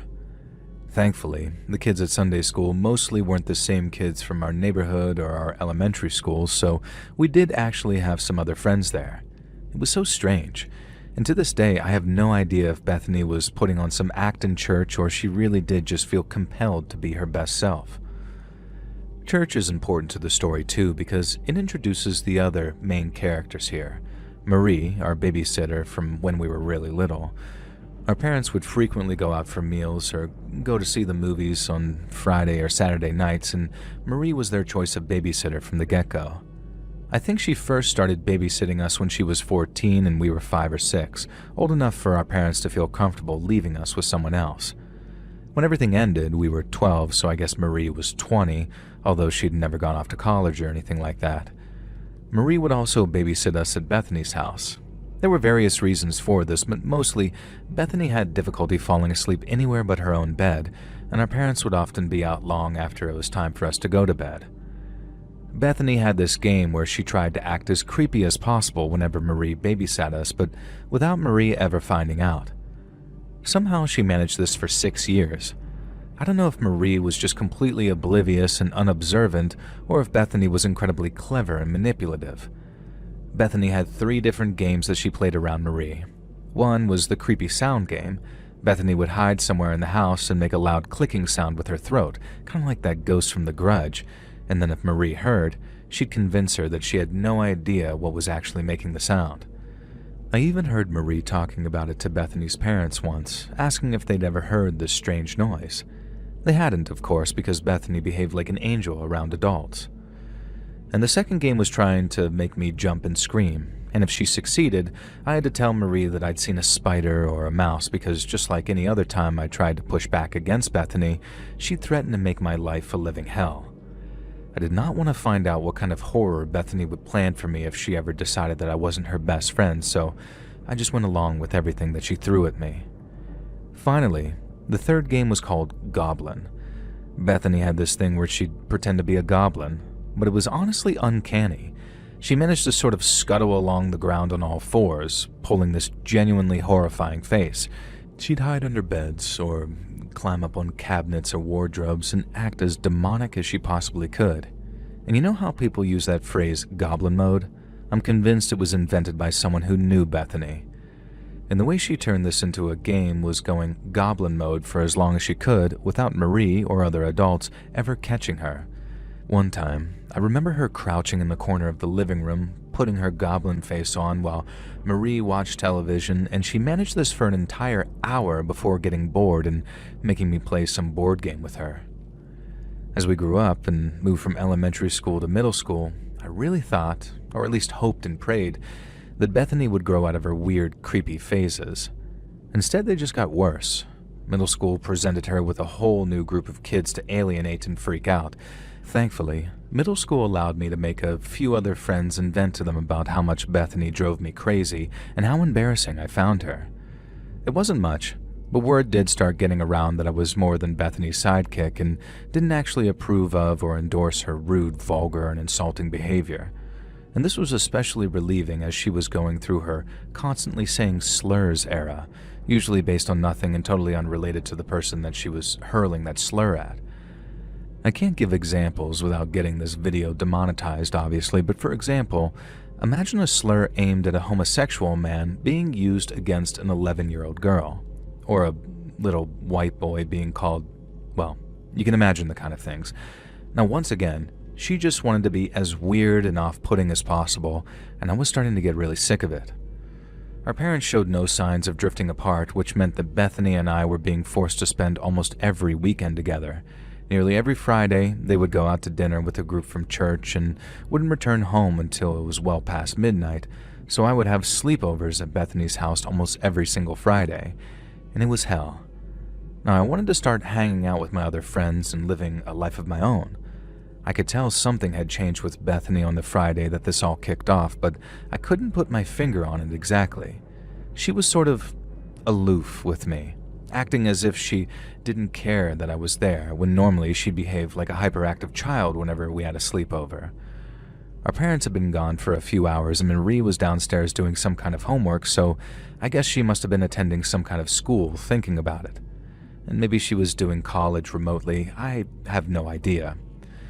No, anyway, Bethany had told me she wanted some alone time and left me in the living room watching TV, but eventually she told me to come upstairs to play Scrabble. Bethany loved Scrabble because she'd make up words and insist that they were real, so she always won. Now, she also enjoyed putting rude words down on the board. When I went upstairs, the Scrabble game wasn't set up, and instead, Bethany was sitting at her desk, fingers poised like Mr. Burns from The Simpsons. And she stared at me for what felt like minutes and then finally spoke and told me that she'd heard from a little birdie that I'd been saying mean things about her at school behind her back. Now at first, I had no idea what she was talking about, but then I realized. I had disavowed her behavior and bitched about her to other kids. And while I don't think anyone ratted me out to Bethany, I think she overheard some kids defending me or saying that I wasn't as bad as my weird friend or something like that. Bethany said that she knew that I'd been calling her a weirdo and telling other kids that I didn't like her, so there was no point in denying it, and if I tried, then she'd make things worse. And then her face split into this really creepy grin, and she told me that it didn't matter. We were still best friends, and if I promised to stay loyal to her from then on, she'd forgive me. Of course, being terrified of her and lacking much of a backbone, I begged her forgiveness and promised that I'd stay best friends with her. And for the rest of the night, Bethany constantly played two of her favorite games. She'd disappear off and make the weird grudge sound, which Marie had started ignoring years ago, and then she would constantly jump out at me from places to scare me. This time, though, the game changed. I wasn't allowed to scream or let Marie know that I was scared. This was now suddenly part of the terms of her forgiving me for insulting her. I think I pulled it off really well. If I hadn't stressed it enough, Bethany could be incredibly creepy, and she managed to squeeze into the most impossible hiding spots and jump out from the craziest areas. I think I must have stifled well over 20 screams that night, determined not to invoke whatever hypothetical anger she threatened me with. No, I was just grateful that she didn't decide to combine it all with her goblin impression. I'm not sure that I could have handled seeing Bethany scooting across the floor out of nowhere that night. I was already jumpy enough as it was. Now, eventually, it was our bedtime, so we headed to our respective bedrooms. And that was one of the things that I did like about sleepovers at Bethany's. They had a guest room, and when I slept over, I was able to use it. Our parents didn't like the idea of us keeping each other up by talking all night, and was a rule that I was more than happy to follow now. And I guess the bedroom also had a lock, and due to Bethany's love for scaring me, I'd always locked it before I went to sleep ever since I was young. It had given me a degree of safety, but I found out that night it was completely misplaced. Bethany had always had a key to my room, I suppose, and simply waited for the right time to use it. I had no idea what had woken me up. I blinked in the darkness, trying my best to let my eyes adjust, and then I heard it again. Bethany's stupid, croaking ghost noise. And that's when I realized where she was. She was standing on the wooden footboard of the bed, balancing there in some bizarre crouch. Her face was full goblin mode, and she'd done something to her hair to make it stick up everywhere. I reached out and turned on the lamp and saw the full creepy weirdness of Bethany's goblin mode. She was dressed only in her underwear, and she'd written all sorts of strange words and symbols all over her body in what looked like lipstick. When she smiled, I saw that her teeth was also covered in lipstick too, and then she spoke in this weird goblin voice, and I'll never forget what she said. "Do you think I'm weird enough now?" And with that, she leaped off the foot of the bed and landed on me. And then she began smearing something on my face, which I later found out was the same lipstick that she'd used to write on herself. And at the same time, she kept spitting on me, saying she wanted to make me weird like her. I managed to scream, but I think Marie must have heard the commotion already, as she came bursting into the room, and then I heard her screaming. My first thought was that my savior had shown up to finally protect me from Bethany's insanity, but I could never have predicted how Marie would interpret the situation. At first, all she did was scream at us to break it up, and then she made Bethany put on a robe, march us both downstairs, and had us sit on opposite chairs in the living room until all four of our parents returned home. When Marie told them what had supposedly happened, I couldn't believe my ears. According to her, she'd caught us engaging in some kind of carnal act, that she could no longer be around two girls who would behave like that. And the worst part is, Bethany claimed that this was also true, that we'd been drawn to each other and needed Jesus. As my parents took me home that night in shame, I begged and pleaded with them to believe me that this wasn't what happened. I was way too young to even be thinking about anything like that, let alone with Bethany. And they said nothing as I talked over and over about how Bethany had always tried creeping me out ever since we were little kids, how the other neighborhood kids couldn't stand her, and how she alienated and ostracized everyone at school, how she would say terrible words and acted disrespectfully. I told them that, and I thought Bethany needed help, serious help. Eventually, thank God, they believed me. And yet somehow, this didn't make things any better. But you see, her parents believed me too, but the help they decided that she needed was some kind of camp for wayward teens rather than the therapy and support that I'd had in mind.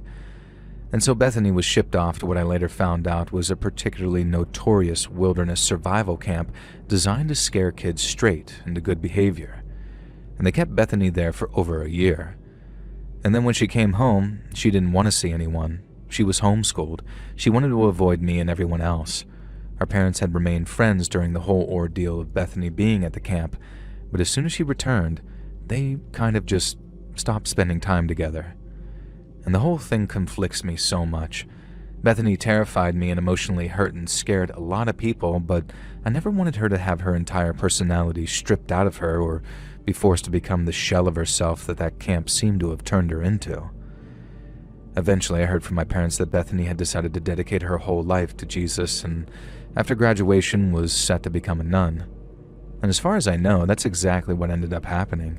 She has no social media presence, and it's not like she had any other friends that could ask. We lost touch with her parents years ago, and now she's a very strange, eerie footnote in my life. But like I said, sometimes I have these nightmares where she crawls after me on all fours, going full goblin mode, furious at me for the path that I set her on. And sometimes I wake up with sleep paralysis and I see Bethany standing there on the foot of my bed, just like she was on that final night. Only now she isn't just contorting her face to look like a goblin. In these sleep paralysis fits, she looks fully demonic. And whenever I finally break out of them and the specter of Bethany seems to disappear, I find myself wondering, did I possibly make things better for my weird best friend, or did I simply make them much, much worse?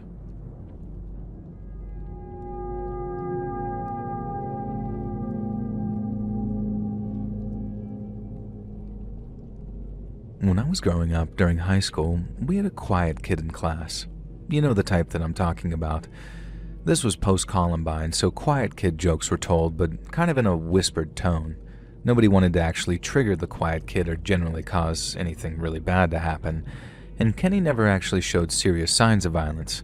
Well, mostly anyway. Occasionally some of the cool kids would give him crap and he'd lash out and sort of yell at them, and whenever he got angry, his voice became incomprehensible, which really didn't help with people calling him an R-word or slow or a prospective danger to society. Now, a few things about Kenny that were actually true. His mom cut his hair in a bowl cut, and the 2000s you'd think that she'd absolutely have to know that this was going to bring the wrath of 1,000 high schoolers down on him. And he also carried a Spider-Man backpack at all times, one from the animated series, and it was before people thought things like this were retro and cool, and so that was another reason people dunked on poor Kenny. He could barely communicate if you spoke to him. He'd spend so long thinking about what you said that it felt like he was almost ignoring you, and you had to learn to just stand there and wait, and eventually Kenny would reply. Most times anyway. Sometimes he really would just zone out, and you'd have to sort of yell his name to snap him back to attention. Now looking back, Kenny shouldn't really have been in school with regular kids, or if he was, he should have had some kind of helper or something. And instead, this probably autistic, probably mentally ill kid was just left to fend for himself in the Thunderdome that is high school. I was so relieved when the new kid, Bradley, joined the school, and he was one of those tall, blonde, wholesome American boys who got along well with pretty much everybody. He excelled at sports, he was smart, the works, and I might have been a little jealous, I gotta admit. And so Bradley became friends with basically everyone in no time, but of all the people he hung around the most, it was Kenny. And I guess you could say that he took him under his wing, but it didn't feel patronizing or protective or anything like that. He really brought Kenny out of his shell. It turns out that when he wasn't ostracized and constantly made fun of, Kenny was actually pretty funny, pretty smart guy. He was deeply intelligent and he was an absolute whiz at chess, and so was Bradley. And Bradley slowly integrated Kenny into various friendship groups. And for his part, Kenny, shockingly, integrated right back. And it was like this strange, unique, beautiful kid had been waiting beneath the surface for someone like Bradley to evolve him, and it was absolutely, utterly tragic that it just couldn't last. Now one day, I came in a little too late to school because I didn't have class first period, and as soon as I got there, I could tell some commotion was going on. Cops were there, and it looked like they were searching lockers, Kenny's locker in particular. I watched as they bagged something up and removed it from the premises, and shortly after that, a sniffling, crying Kenny was marched down the corridor in handcuffs. Now here's the story we were told. Bradley, as his best friend, had discovered that Kenny was planning to dose the food in the school cafeteria with some type of poison. This plan had been underway since well before Bradley joined the school, but instead of making the most of his newfound popularity, Kenny decided to go ahead with it anyway. Bradley had seen the poison in Kenny's locker and, despite his friendship with Kenny, couldn't let this slide and reported it to the school. One kid's dad was high up in the force and kind of snuck a look at the notes on the investigation, and it looked like they didn't have much on Kenny. He was claiming he didn't even know what that substance was. And then Bradley found the manifesto. It had been hidden behind a false wall in Kenny's locker that he had, and Bradley had somehow dug it out, and it detailed Kenny's plan to poison the food and how on the same day he was going to bring 3 pistols to school belonging to his dad and finish anyone off that way. Bradley brought this manifesto straight to the dean, and I guess he really hadn't thought this through. 1, why was Bradley able to access Kenny's locker, find that wall, and discover this manifesto when the cops didn't? 2, Kenny's dad had died many years ago, and while that didn't rule out the idea of him owning guns, he had been a staunch anti-gun campaigner, so the idea of Kenny accessing his father's guns seemed ridiculous.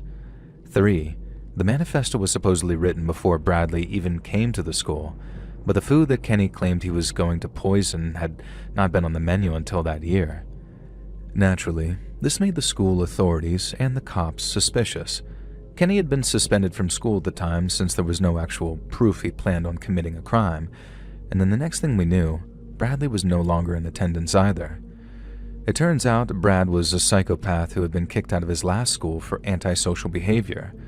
His father owned an exterminator firm that specialized in killing rats. One of the few remaining uses of that poison is in rat poison. Kenny would not have been able to get his hands on that type of stuff easily. Bradley would have. And eventually, with warrants served, the cops were able to prove that bottles of this stuff were missing from Bradley's dad's inventory. And not only that, they were able to get access to the family computer, and what they found was very damning. A saved file containing the whole manifesto.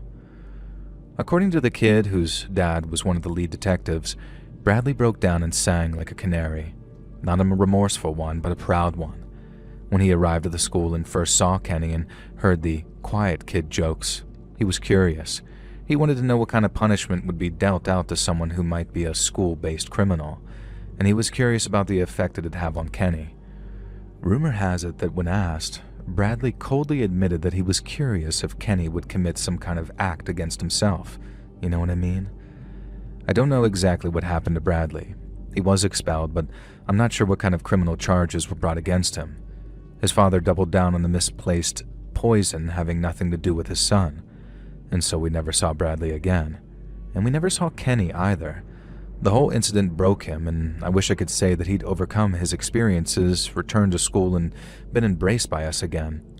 I know we would have welcomed him back, but Bradley broke him. Kenny spent the rest of his high school career in some kind of mental institute, and for all I know, he's still there. I've tried to find him a few times, but I've never been successful. And on the chance that you're living your best life, Kenny, and also somehow hear this, I wish you the best. Bradley, you seem to be a psychopath, and I hope you ended up locked away for the safety of everyone. Spending my teenage years around someone like you was the most chilling and horrific thing possible, and the way you tortured poor Kenny is unforgivable. Adults can be awful, but kids can be truly, truly evil.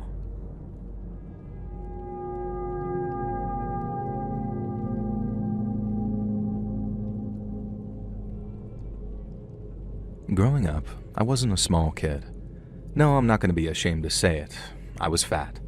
Medically, I qualified as obese, and I suffered from some pretty severe depression following my parents' divorce. There was an emptiness in my life when my mom went off and left us, and I filled the void with food. I'm not that person anymore, but I'm not going to be ashamed that I was either. That's the kind of thing that leads down the path that I followed in the first place. And by the time I started high school, I weighed way over 200 pounds and I was very big. I hated gym class and I dreaded the showers even more. It's not like everyone in my grade was some jock or anything like that, but I was by far the biggest boy in freshman year. The only upside to it is that I was a tough little guy as well. The bullies soon gave up on any kind of physical violence against me because I could take it. Shove me against the lockers, I'd just bounce back. Literally too, I guess. Slap my fat rolls, I had a very high pain threshold.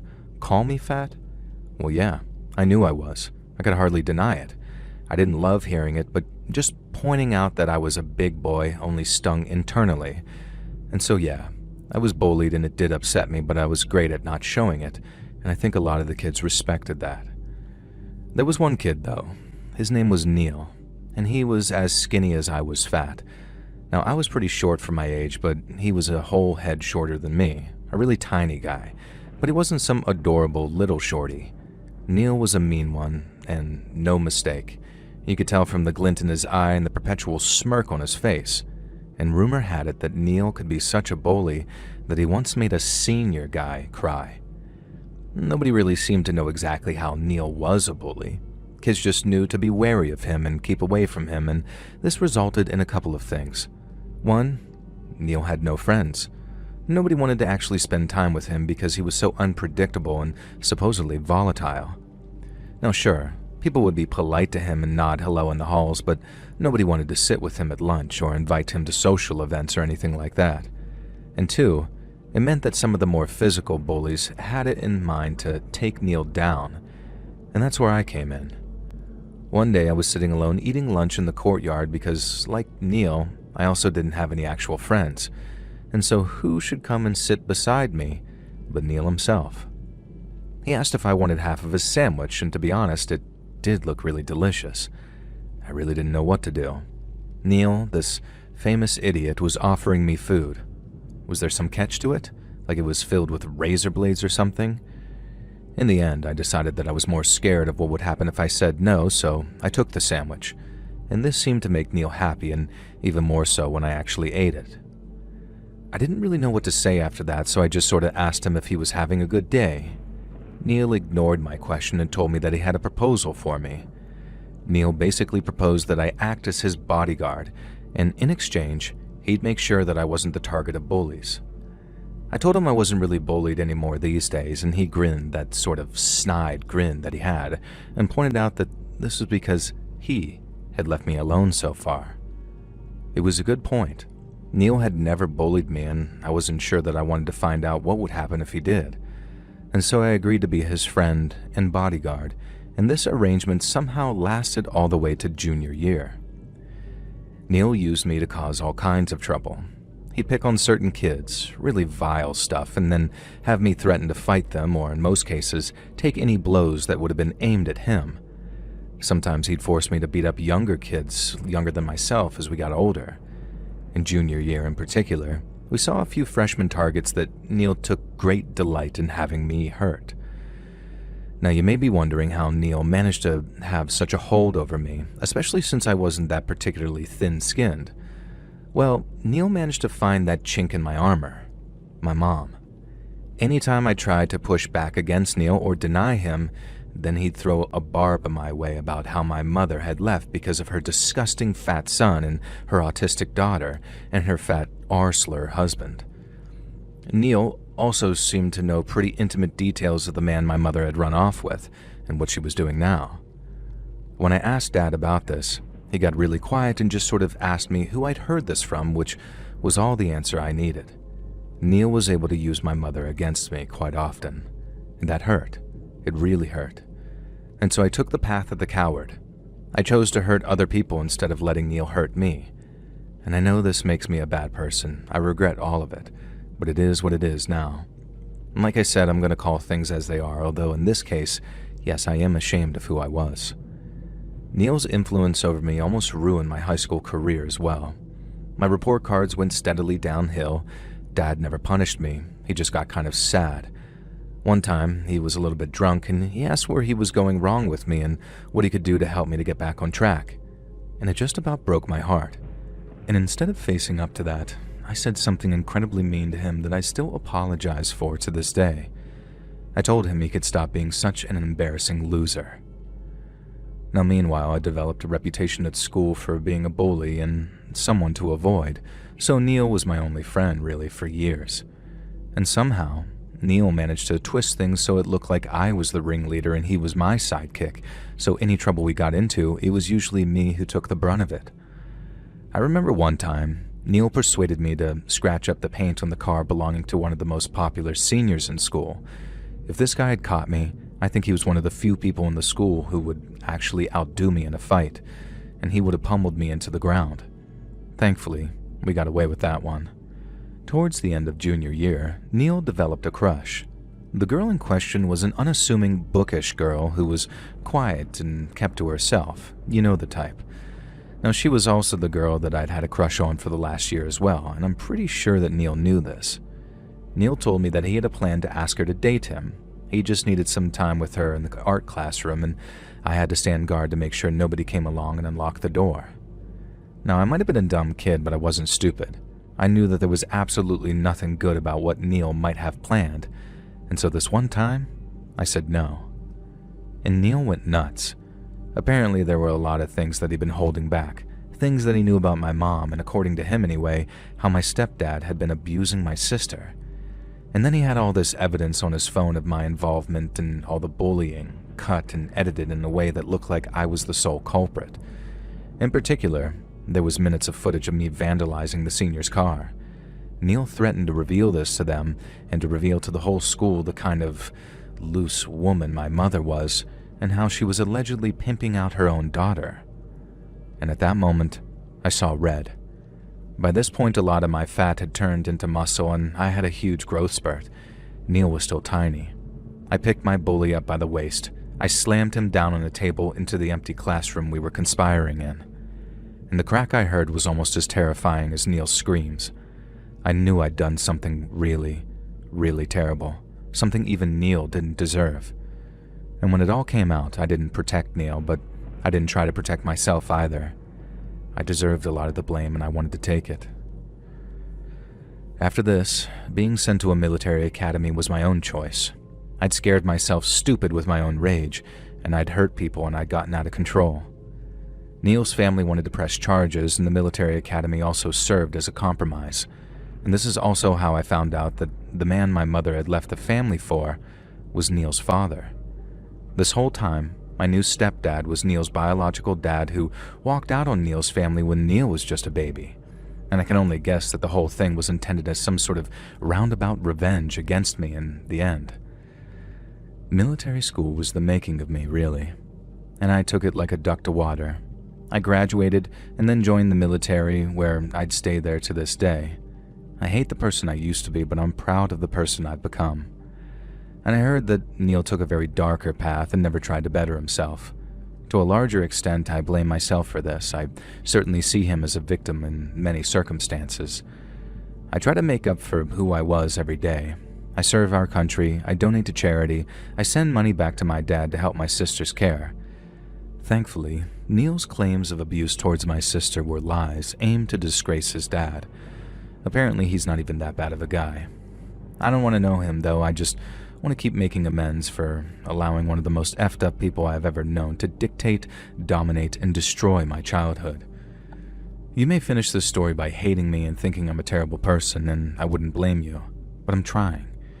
I wish Neil had done the same, and from what I understand, he's done some pretty terrible things in the years since I've known him, and I can only hope that one day he takes his first steps onto the road to redemption that I'm attempting to walk myself. You can't take back the things you do, but you can try and make amends for them, even if it's too little and too late.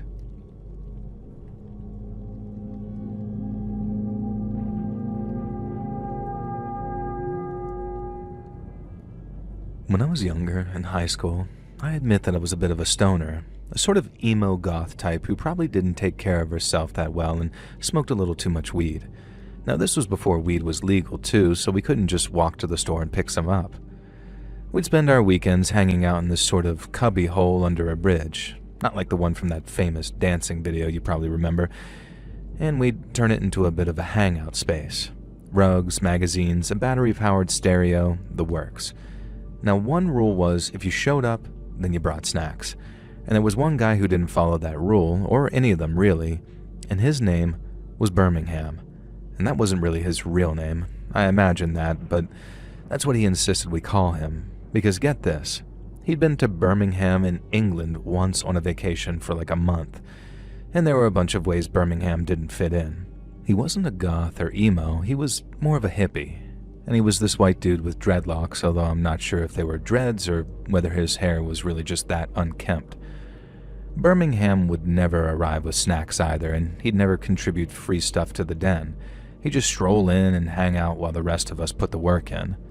And while some of us might not have the best kind of hygiene, Birmingham had absolutely reeked of BO.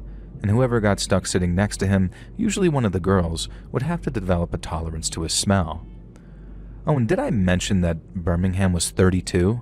A 32-year-old stinking hippie hanging out with high school goths and emos, and he was not shy about hitting on some of the girls in the group. So, you're probably asking, why did we tolerate him? And the answer was simple. We were young, dumb, and he would buy us alcohol and provide us with weed. For a price, mind you, which he made no secret about skimming a profit from.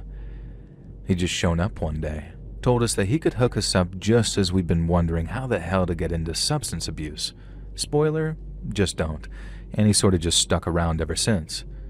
And so Birmingham, despite all of his flaws and age gap and being a creep, was very much always at our hangout.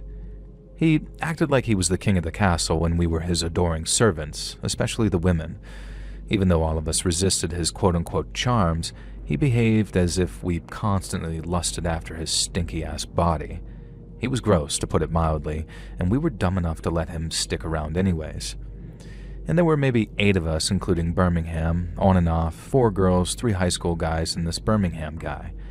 2 of the guys were far too of losers to really ever stand up against him, and one of them was as much of a predator creep as Birmingham was.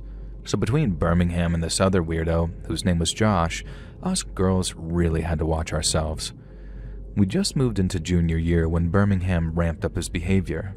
He singled out a couple of the girls, they were named Sandy and Bridget, and started trying to get them to engage in some really strange actions with him. At first he offered free joints in exchange for this, and then it was an entire free baggie of weed, and then it was weed and unspecified pills. He must have been really desperate to get touched, as that's all he was aiming for, to start with anyway. And a rumor went around that Sandy did actually give in and even did some strange stuff with him for a bag of weed, and we didn't see her for about a week. And when she came back to the group, she seemed down and ashamed and wouldn't look anyone in the eye, and we got the impression that whatever experience she'd had with him had not been a good one. And knowing how pressurizing Birmingham could get, I could only imagine. Now, none of us wanted to bring it up with Sandy in case it wasn't that, but behind her back, most of the boys were not sympathetic, especially Josh, while obviously the girls felt bad for her. And we began talking about how to get rid of this Birmingham, but the boys were having none of it. He was our free ticket to weed and alcohol, and we weren't losing that just because Sandy wanted a freebie. These little assholes. I'm not going to pretend Sandy was innocent in this whole affair, but if you knew Birmingham, you'd know how far he'd tried to go to get what he wanted. And the fact that it had taken until now was a miracle. The thing that changed everything was when this new girl joined junior year and quickly became a member of our group. Her name was Summer, and ironically she had almost jet black hair, completely natural, and she soon became one of us, and Birmingham was smitten, and so was Josh. This was the first rift. Summer was one of those girls who was confident and she dressed provocatively, but she had no interest in doing anything with a dude. And so began a competition between Josh and Birmingham to be the first one to get Summer without clothes. They weren't trying to sleep with her, not yet anyway. They just made a bet to be the first one to consensually see her, and the consensual part wasn't out of respect or anything, it was just for bragging rights between these 2 weirdos. Naturally, Summer didn't appreciate this from the start, having 2 guys, one of whom was literally 32 and stank, trying to get her to do something like flashing, and she began asking some of us privately why we tolerated this weirdo, and so we explained. And then she asked why we tolerated Josh, and we started realizing that there really wasn't actually a good reason for that. He was a creepy idiot too, but he normally targeted girls outside the group. There were all sorts of rumors circulating about the way he'd treated past girlfriends. Summer decided she'd try to handle it, and her solution was to offer some kind of vague incentive to Josh or Birmingham, to whichever one beat the other in a fight. And very clearly beat, no question that they'd won, i.e., she meant one of them to put the other in the hospital. Summer had expected them to say no, that it wasn't worth it, but apparently this high school boy and this 32-year-old man were willing to risk killing each other over seeing some girl's body, and so it was decided that the fight would be that Friday night. Summer had become my personal best friend, really, so she was panicking to me on the telephone about this. And of course she didn't want anyone to get hurt, she just wanted both of them to just screw off. We couldn't think of any solutions other than to try and de-escalate the fight or call the cops if we really had to. And ultimately, none of that needed to happen. We all showed up to the hangout on Friday. Birmingham made some disgusting crude comment about how he was going to win the fight and Summer would be compelled to do all sorts of unspeakable things. And that's when he attacked. Only the attack didn't come from Josh. Now remember I said the other two guys who were too much of babies to ever stand up against Birmingham? Well, it turns out that wasn't true. One of them, a guy named Craig, suddenly went flying across the room, slamming Birmingham against the concrete wall of the hangout and pinning him there by the throat.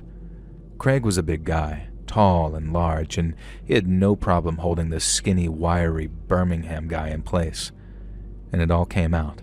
How much we all hated Birmingham, and how he was a stinking, vile parasite who could only get with women by trying to bribe children with drugs.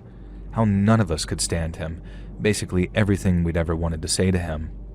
You see, we found out later that Craig had been developing a burning, powerful crush on Summer, and the more Birmingham and Josh talked about her like that, the more quietly and fuming he got. And then he just snapped.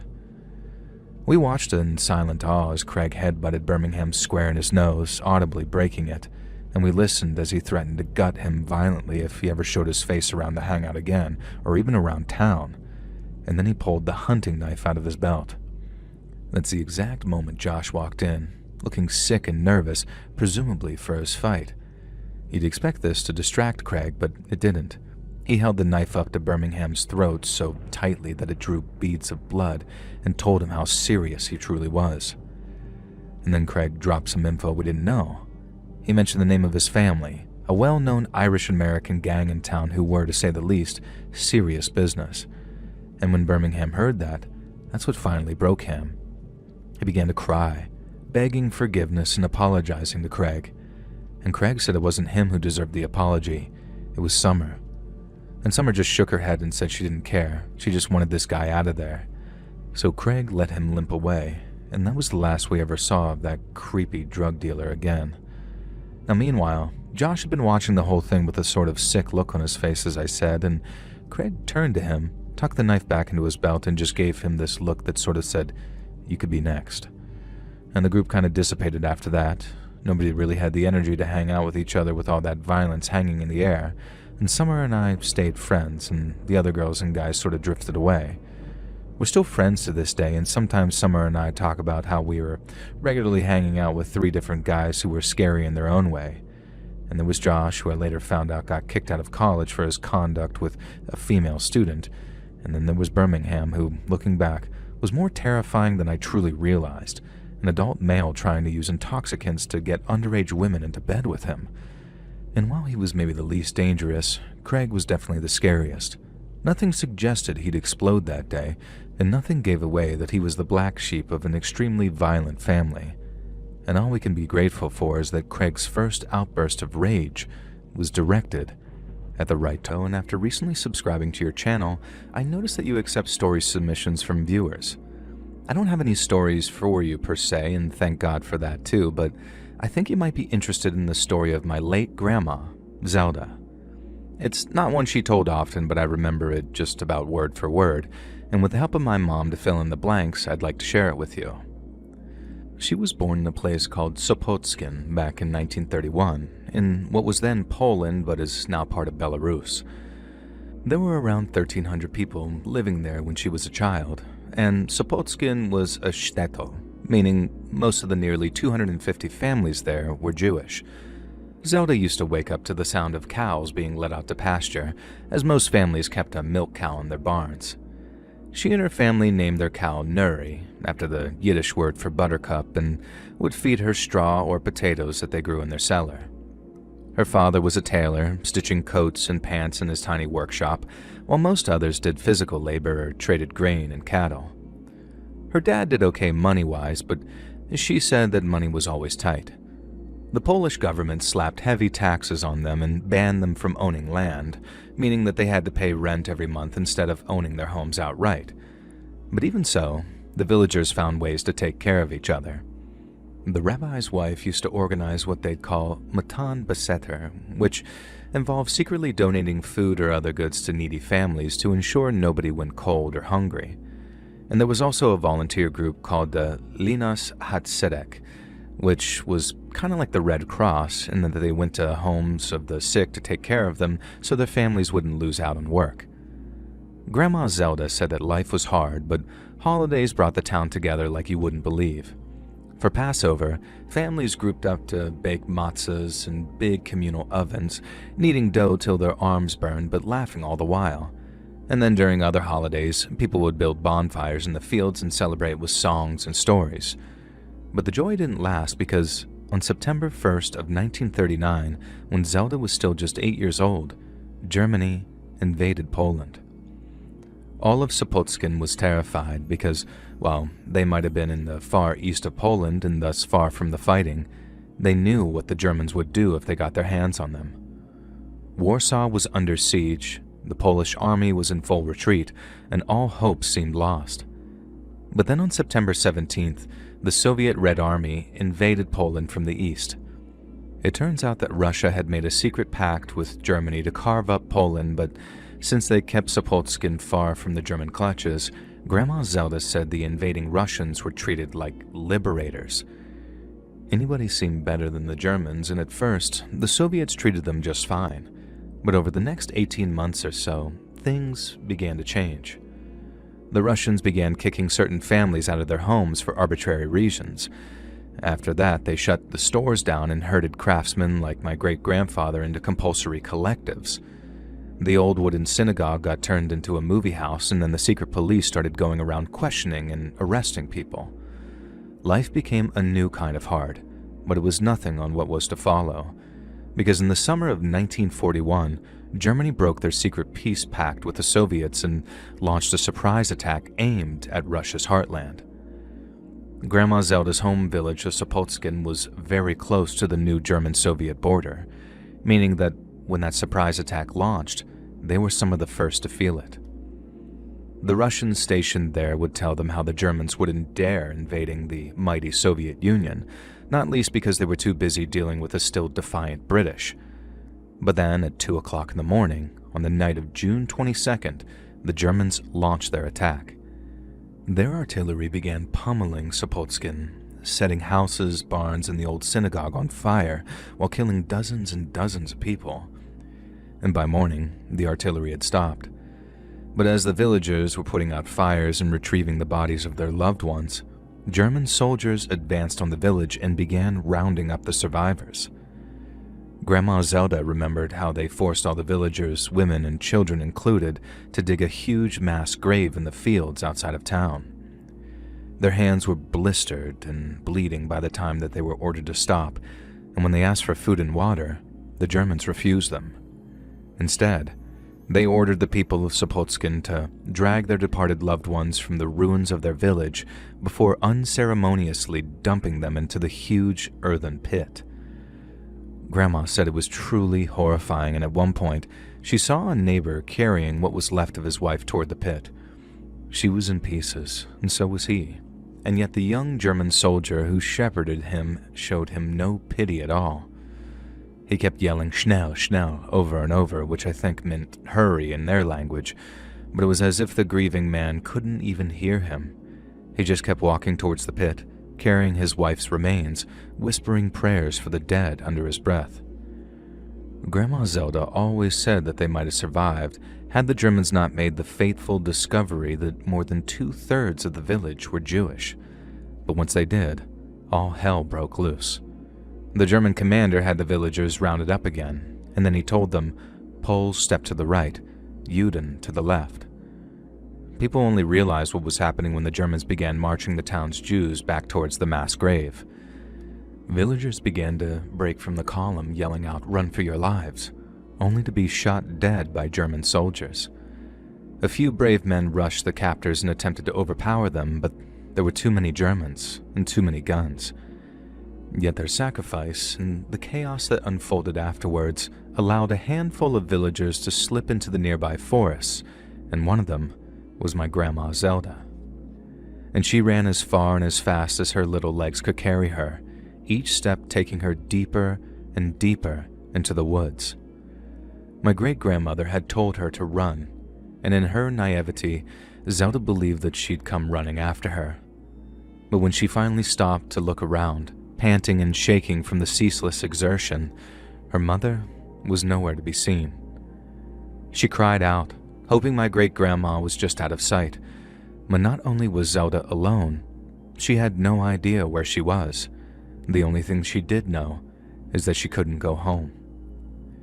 And so instead, she carried on walking in the opposite direction, hoping that she might find safety before the Germans found her. She said she walked for hours and hours, stopping only to drink from the canal before she swam across one of its narrower points. That would have killed her had it been winter, but the warm summer evening kept her from shivering and her clothes were almost dry again by nightfall. Zelda tried to keep going, but before long it was so dark that she could barely make out the ground in front of her. She knew that she had to find a place to stop and rest for the night, but just as she was about to stop and curl up on the forest floor where she was, she spotted the glow of a campfire through some distant trees. Grandma Zelda kept on creeping through the woods, getting closer and closer to the fire, when she suddenly saw a big makeshift shelter made of mud, leaves, and some dead wood. Over the fire was a huge cauldron of something which boiled and bubbled, and it was only when she got closer that she realized that hanging from branches all around were the bodies of skinned and headless animals. Grandma Zelda said that she was terrified and believed that she'd come across the home of some witch. Then, when some old hunchbacked woman came staggering out from under the blanket which served as the shelter's door, her worst fears were confirmed. The woman had patchy gray hair, a hooked nose, and small beady eyes which locked onto her in an instant. Grandma Zelda remembered a crooked smile stretching that woman's lips, revealing a mouth of blackened, decaying teeth. And then she ran, exhausted but renewed with terror, as this old woman called after her through the darkness. "Little girl, come back here at once," she cried, trying to sound motherly at first. But Grandma Zelda soon heard the woman lose her temper as she screeched out, "I'll find you. Just you wait and see." Grandma Zelda said that she could remember that feeling of terror. She'd just lost her family and then found herself being hunted by some forest witch. But looking back on it, that was obviously not what happened. That woman was no doubt a local villager, one who'd been kicked out of her home by the Russian occupiers, and many such people took to living in the forests, preferring a life in the wild to one in a Soviet labor camp in the country's far east. The woman no doubt wanted to help my Grandma Zelda, but in her traumatized and exhausted state, she assumed the worst and went running off into the forest again. She said it was awful, and that she tripped and fell and hurt herself many times, but driven near mad with horror, she couldn't stop herself. She grazed her knees, tore up her elbows, even bashed her head on the roof of a tree so hard that she felt blood oozing from her hairline. But she only stopped when she was sure that she was safe, and after curling up among the crook of some tree stump, she soon fell asleep. Grandma Zelda said the nightmares woke her up before dawn. She was screaming in her dreams, and then she was screaming when she woke up, too.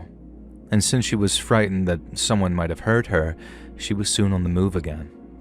She walked for hours again, feeling her stomach starting to rumble but not daring to touch any of the many mushrooms and fungi which sprouted from the earth around her.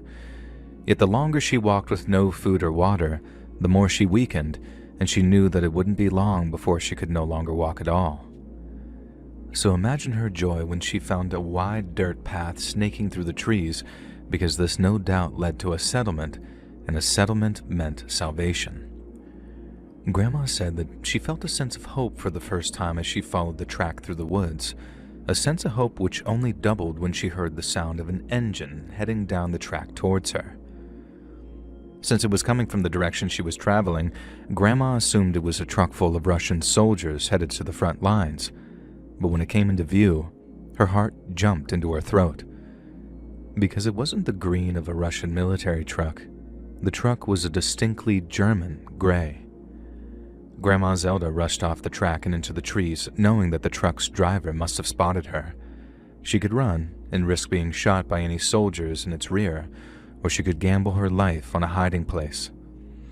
I'm not sure how she managed to hold her nerve and select a suitable hiding place in what must have been mere seconds of deliberation, but that's what she did, and by some stroke of luck, she found a hollowed-out log large enough to hide herself in. Zelda crawled inside. The interior was wet with slime and wriggling with bugs, and they skidded across her skin, nestling in her hair, but she had to stay quiet and didn't move. She said it was only moments later that she heard the truck come to a stop. Its engine cut off, and then a voice cut through the silence, yelling something sharp and short in German. Grandma then heard soldiers piling out of the back. Then, after another yell, she heard their footsteps getting louder and louder and louder. They were searching for her, and she said one of them was no further than 15 feet away at one point, when a shrill and sudden shriek grabbed their attention. The girl had a distinctly local dialect, not Yiddish or Polish, but Belarusian, and she was yelling out things like, "Haven't you got enough? Leave her alone. You Germans are animals, nothing but animals." The Germans just laughed at first, and I came to realize that there were several other prisoners, all women and girls from the sounds of things, and I heard one beg the shouting girl to be quiet and not to make trouble, but she didn't listen. The German suddenly went from laughing to shouting, and then one of them cried out in pain. I think one of the prisoners must have scratched or bitten him, most likely the one that was yelling, but after she cried out, it went from calm to chaos. She thinks the girl who hurt the German soldiers tried to escape from the back of the truck because Grandma Zelda heard much faster footsteps moving away from them as the soldiers rushed to control their captives. She said that there was a lot of yelling and screaming, and that for every angry male German voice, there was a Russian or Polish one, much higher in lilt, that sounded scared to death. Something terrible was happening, but Grandma could see none of it, and then suddenly, there was a gunshot, so loud that it made her jump. And then, while the Germans were silenced, their female captives became hysterical. Grandma said one of the Germans yelled "Scheiße," which I'm sure needs no translation here, and then he began to berate another much younger-sounding soldier, presumably for shooting one of their captives. Grandma said that she'd assumed that they'd resume their search, but instead, their commander ordered them back into the truck, and they kept on down the track until Grandma could no longer hear them. Only when a deep and terrible silence had returned to the forest did Grandma emerge from her filthy, grimy hiding place. She made her way back to the track, creeping through the trees until it came into view, and when it did, she saw the body of a young woman lying dead in the dirt. She was face up, staring up at the sky with these wide, terrified eyes like she'd been frightened to death. Grandma Zelda said that she'd stopped and stared for a moment, overcome by the horror and senselessness of it all. And then she turned and kept on walking. And she only took a few steps along the open track before she decided it was a bad idea. If one German truck had been driving along, why not another? And so she skipped back into the trees again, into the deep, dark woods where she could hide. She hoped that by wandering through the woods, she might find the villages of Kadish or Kaleidi, but the woods outside of Sopotskin are vast, and she once again found herself walking miles and miles without so much of a trace of civilization. She walked and walked, feeling herself becoming more and more parched and hungry, until finally she began to feel sick and lighthearted. She staggered along, wondering how much longer she'd be able to continue, until suddenly she heard the sound of something shrill creeping through the trees. It was music, a violin to be specific, and then after hunting down its source, she found a small Russian encampment along with a wounded soldier sitting on an ammunition tin. She stopped, leaning against a tree, and watched him make that violin sing a sad, old Russian song. And then once he was done, he looked around and saw her, but she did not startle him. Grandma didn't speak Russian, only Yiddish and a little Polish, but she could understand enough to know that the man was inviting her to come and have a seat. He gave her water and some bread, and then as she ate, Grandma noticed the bloody bandages around his abdomen and how pale and gaunt the man looked. When he talked, she barely understood a word of what he said, but it was clear that he was dying and that in his final hours, he only wished to play his violin. When my Zelda was finished eating, the man pointed off into the trees. Grandma understood soldiers, bread, and water, and that's all she needed to hear. When Grandma Zelda thanked the wounded soldier, he smiled, and then as she walked away, he began playing the same sorrowful tune that she'd heard on her approach, and then she walked and walked till she could hear it no more. Grandma Zelda said that by that point, her feet and legs were aching from what felt like endless walking and running. But having eaten and drunk her fill and knowing her salvation lay on the other side of the forest, she found both the strength and will to keep going. She kept on pushing through the woods, praying that she'd find safety before she had to spend another night in the woods, until suddenly there was a loud whizzing as something flew past her head before the sound was immediately followed by the loud crack of a rifle being fired. Grandma Zelda said that she darted behind a tree, convinced that she'd run into a German patrol. And then when another bullet struck the tree that she was hiding behind so hard that it made the whole thing shake, she started to scream. Zelda said that she unleashed all of her pain and grief and terror and exhaustion with those screams. There were no words, just wild shrieks as yet more bullets struck the tree that she was hiding behind. Then suddenly, the firing stopped. Grandma said that in the moments that followed, she believed that she'd be overcome by German soldiers. They'd swarm her, beat her, and she didn't know this at the time, but she'd be lucky if she was merely killed, as the fate that awaited her in a German slave labor camp would be 1,000 times worse than simply a quick death. But no sooner had the shooting stopped, she heard a voice yelling out, "It's just a girl. It's just a little girl." A man was yelling in Polish, chastising another for shooting at her. And then the next thing, the voice is calling out to her, telling her to come out, that they're friendly, and they wanted to take care of her. Grandma said that she believed it was a trick, and could only bring herself to peek around the tree that she was hiding behind. But there, walking towards her through the trees, were a group of Polish and Belarusian partisans, civilian fighters wearing civilian clothes. By nightfall, Grandma Zelda was in a mixed encampment of partisans and Soviet soldiers.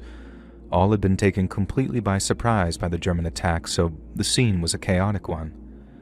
But once again, she was thankfully given food and water by the soldiers before accompanying various groups of Russian soldiers as they retreated back to Moscow to mount a final valiant defense on their nation's capital.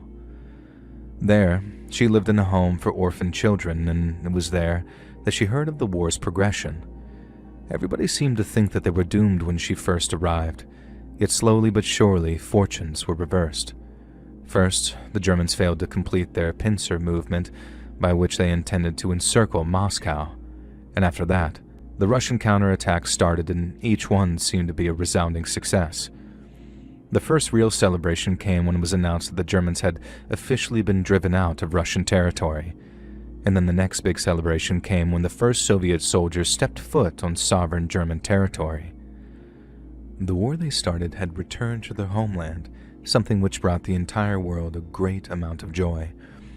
Yet that joy paled in comparison to which was felt when the greatest news of the 20th century hit the airwaves. The leader of Germany and commander-in-chief of their great and powerful armed forces was dead. You know his name. No one really believed it at first, as it was very hard to distinguish between real news and that which was merely propaganda. People had to wait to have headlines confirmed by friends or relatives who'd seen evidence of such things with their own eyes. Obviously, the Allies were unable to recover the remains of their leader, and to this day, this gives rise to theories that he really didn't die and somehow escaped. Some celebrated the news and others took it with a grain of salt, but not a single person could contain their jubilation when news came that the Germans had surrendered. The Russians kept much of the territory that they had taken from the Germans, including the eastern portion of Berlin, and then in 1949, when she was still just 18, my grandma Zelda was sent from Moscow to Poland as part of a work program. And there she met an American journalist of Polish origin, and the two conversed in Polish as they worked on and documented the rebuilding of Warsaw. They fell in love, got married, and Zelda moved to America with him once his assignment was over. She later found out that she'd been declared a traitor by the Soviets, as technically she abandoned her post before her work assignment was finished. But Grandma didn't care. She had no intention of ever returning to Europe, even when the wall fell and the Soviet Union collapsed under the weight of its own bureaucracy.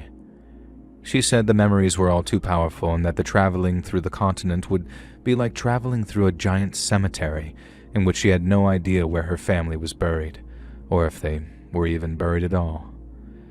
She knew where the mass grave was. She could never forget.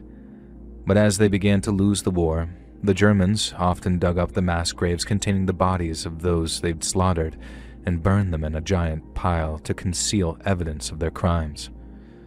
There would be no guarantee my ancestors' bodies would even still be there, and even so, it didn't matter. Grandma Zelda carried her memories of them in her heart from place to place, and they were only extinguished on the day she died. In that way, her heart became a cemetery all of its own, a living, beating memorial to the loved ones she'd lost. A part of preserving that memory was passing on the story, first to her daughter, and then to me. So here's to you, Grandma Zelda, and your incredible story of resilience and survival. You may well have a grave here in America, but just as you did, I'll carry all my happy memories of you in my heart, where they can never be dug up, burned, or erased.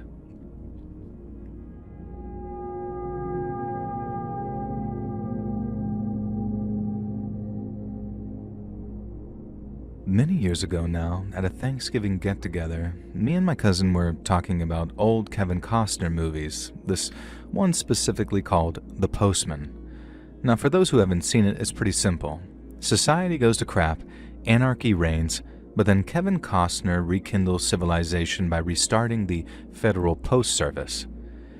As me and my cousin were watching it, we started discussing how unrealistic it all seemed. But what we didn't know was that our old great-uncle had woken up from his nap and was actually listening to our conversation.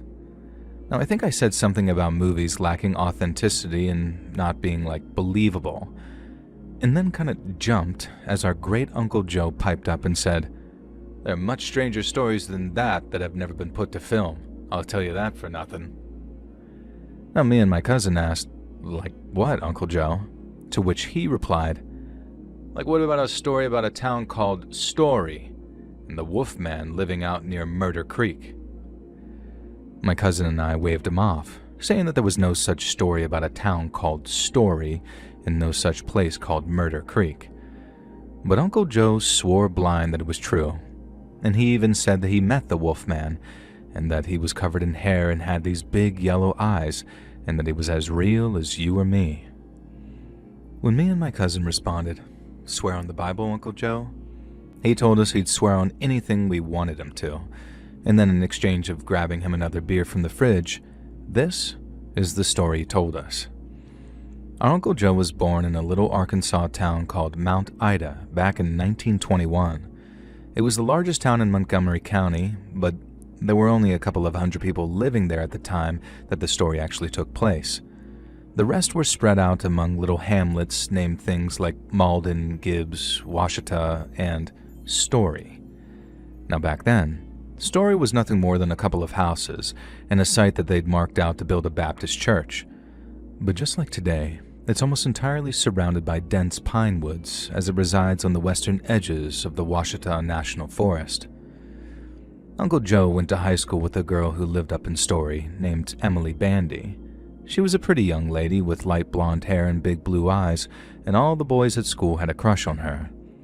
But then one day in 1935, a 14-year-old Emily walked off into the woods to find a toy arrow her little brother had lost, but she didn't walk out again.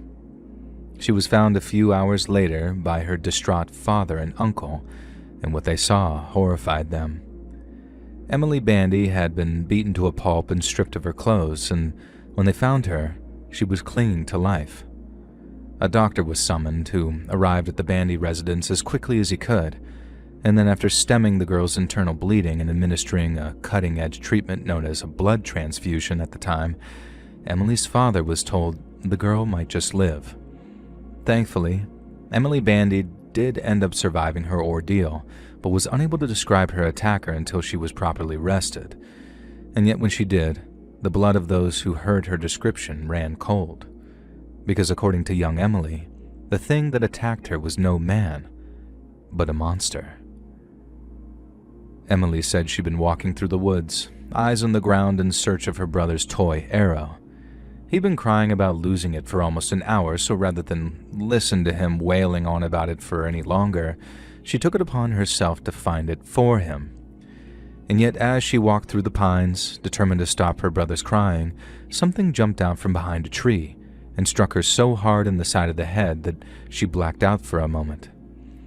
She woke up on the ground with something on top of her, something which appeared to sport jet black hair all over its body. It drooled as it let out a guttural growl, savaging her on the forest floor. And then as she tried to resist, it began striking her again. The next thing she remembered, it howled before it rolled away from her and found its feet. She thought the ordeal was over and that the creature believed that she was dead, until suddenly it lunged at her and began hitting her around the head and neck until she blacked out again. She later said that she believed that she was in heaven when her father and uncle first woke her up, and then when she realized she was not, the pain was so great that all she wanted to do was die. But then once she recovered, the only thing which frightened her more than that thought was the image of that monster writhing and howling on top of her. One of the men in attendance when Emily described her attacker was the county sheriff, and he soon organized a search of the woods around Story. A search which included not only deputies, but also a whole bunch of volunteers armed with shotguns and rifles. But on account of just how nervous and twitchy everyone was, it took just about all the deputies' organizational skills just to keep the volunteers from shooting one another. Needless to say, the hunt for Emily Bandy's attacker was unsuccessful, and the same could be said for the second hunt, which was mounted that very next day. But in the early morning hours of the third day, a deputy named Adams got up before dawn, put on his uniform and a blaze orange hunting cap, and then went walking off into the woods with a rifle slung over his shoulder. According to my great-uncle Joe, Deputy Adams was half Choctaw on his father's side, and that his daddy had taught him all kinds of hunting and tracking skills as a boy. The county sheriff hadn't wanted to let him off the leash, as it were, on account of all the volunteers. But on that third day, and tired of a bunch of clumsy but well-meaning hunters slowing him down, Deputy Adams walked off into the woods to bag himself a monster. He started right back at the place the attack happened, and then from there, he wandered deeper and deeper into the woods until he reached a stream out near a hill they call Calibiot Mountain. It was just after dawn had broken, so there was a soft blue light breaking through the trees, and then as Deputy Adams was walking by the river's edge, smack bang in the middle of nowhere, he looked up to see something which stopped him in his tracks. Downstream from him by maybe 50 to 60 yards, a man was kneeling by the water's edge and drinking from the stream. Only, it couldn't have been a man. The thing was dressed in what looked like rags and was covered in that same thick, dark hair that Emily Bandy had described. Dark fur covered its exposed arms and shoulders and ran all the way down to his legs before stopping at filthy black pads on the soles of its feet. Adam stared in disbelief at this creature. As unaware of his presence, it continued to drink. Then finally, Adam suddenly snapped out of his stupor and brought his rifle to his shoulder. Yet after hearing the distinct chambering of a round of Adam's rifle, the creature looked up, saw him, and then bolted off into the trees on two legs at speeds that seemed impossibly fast. Adams later said that he was too shaken to even attempt to shoot. Not just because of how shaken he was, but because whatever that thing was, it needed to be brought in alive. Even as far back as the 30s, people believed in Sasquatches and mountain men. Deputy Adams was a practical man and didn't believe that there was a single animal out there that he hadn't seen during one of his hunts in the woods. So imagine his shock and surprise when he saw what he believed was some kind of missing link right there before his eyes. He told the county sheriff what he saw the moment he got back to Mount Ida, and when he did, the sheriff went about organizing a third search to be conducted that very next day. Only, instead of combing the woods through the morning and the afternoon, the deputies and just a handful of the best hunters would set up hides near bodies of water, where they would watch and wait for any sign of this strange creature. Unfortunately, the attempt to catch it unawares again was unsuccessful, but that just made it clear that they were dealing with a highly intelligent and therefore highly dangerous predator. But Deputy Adams wasn't ready to give up yet. After their unsuccessful stakeout, he stayed in the woods and made his way back towards Calibiot Mountain, where he'd first sighted the strange beast. He walked for miles and miles, zigzagging through the woods, searching for any and all traces of it, and he even had to spend a night in the forest to cover all the ground he wanted. He said being huddled around the campfire, knowing that thing was out there in the darkness, it was the most scared he'd ever been in his life. But he made it through the night all the same, and at dawn, he kept on searching for that thing that attacked Emily Bandy. Deputy Adams kept on creeping through the trees, knowing that he could be just seconds away from running into that thing again, since it seemed to be active around dawn. And then right as he started to get within a mile or two of Murder Creek, which actually is a real place, we even looked it up, he started seeing all kinds of animal carcasses, all of which appeared to have been stripped of their meat. And when he found tufts of that thick black hair around some of the skeletal remains, Deputy Adams knew that he must be close. But as he got closer and closer to Murder Creek, he could have never prepared himself for what he was about to discover, because as he crept along the side of a hill, he spotted a small cave. It was no more than a flat triangular tunnel, but right there, feasting on the raw meat of some small furry animal, was the creature he'd spotted just 2 days prior. Deputy Adams raised his rifle, aiming it at the creature and trapping it inside of its own shallow den. But as it looked up and locked eyes with the deputy, he realized it was no wild beast, because despite the thick black hair covering the thing's body, its eyes were distinctly human. The thing held Deputy Adams' gaze as it dropped what it was eating, but it didn't try to escape. Instead, it began to shake its head, in a voice that sounded like it had only the slightest grasp of English as it pleaded, "No." Deputy Adams was so stunned that he thought he might fall down.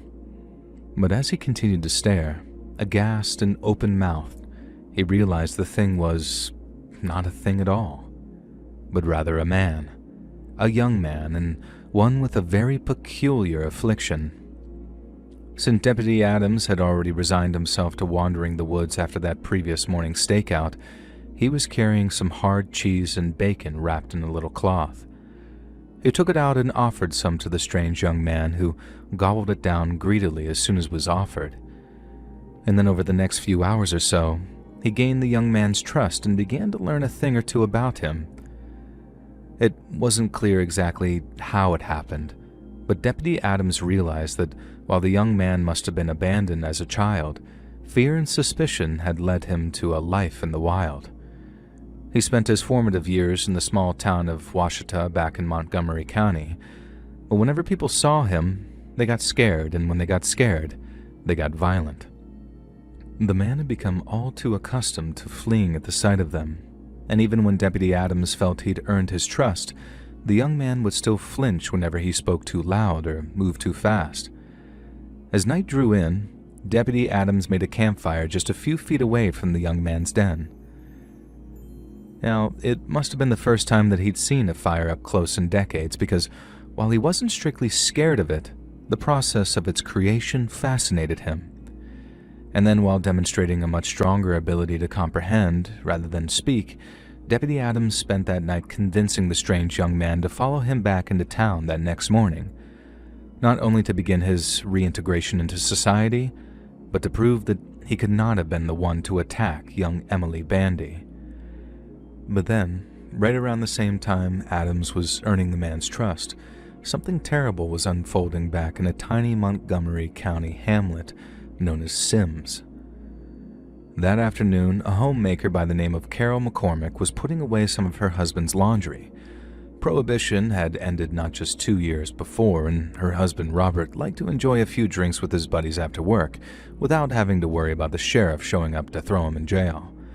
And this meant that he wouldn't be back till after dark.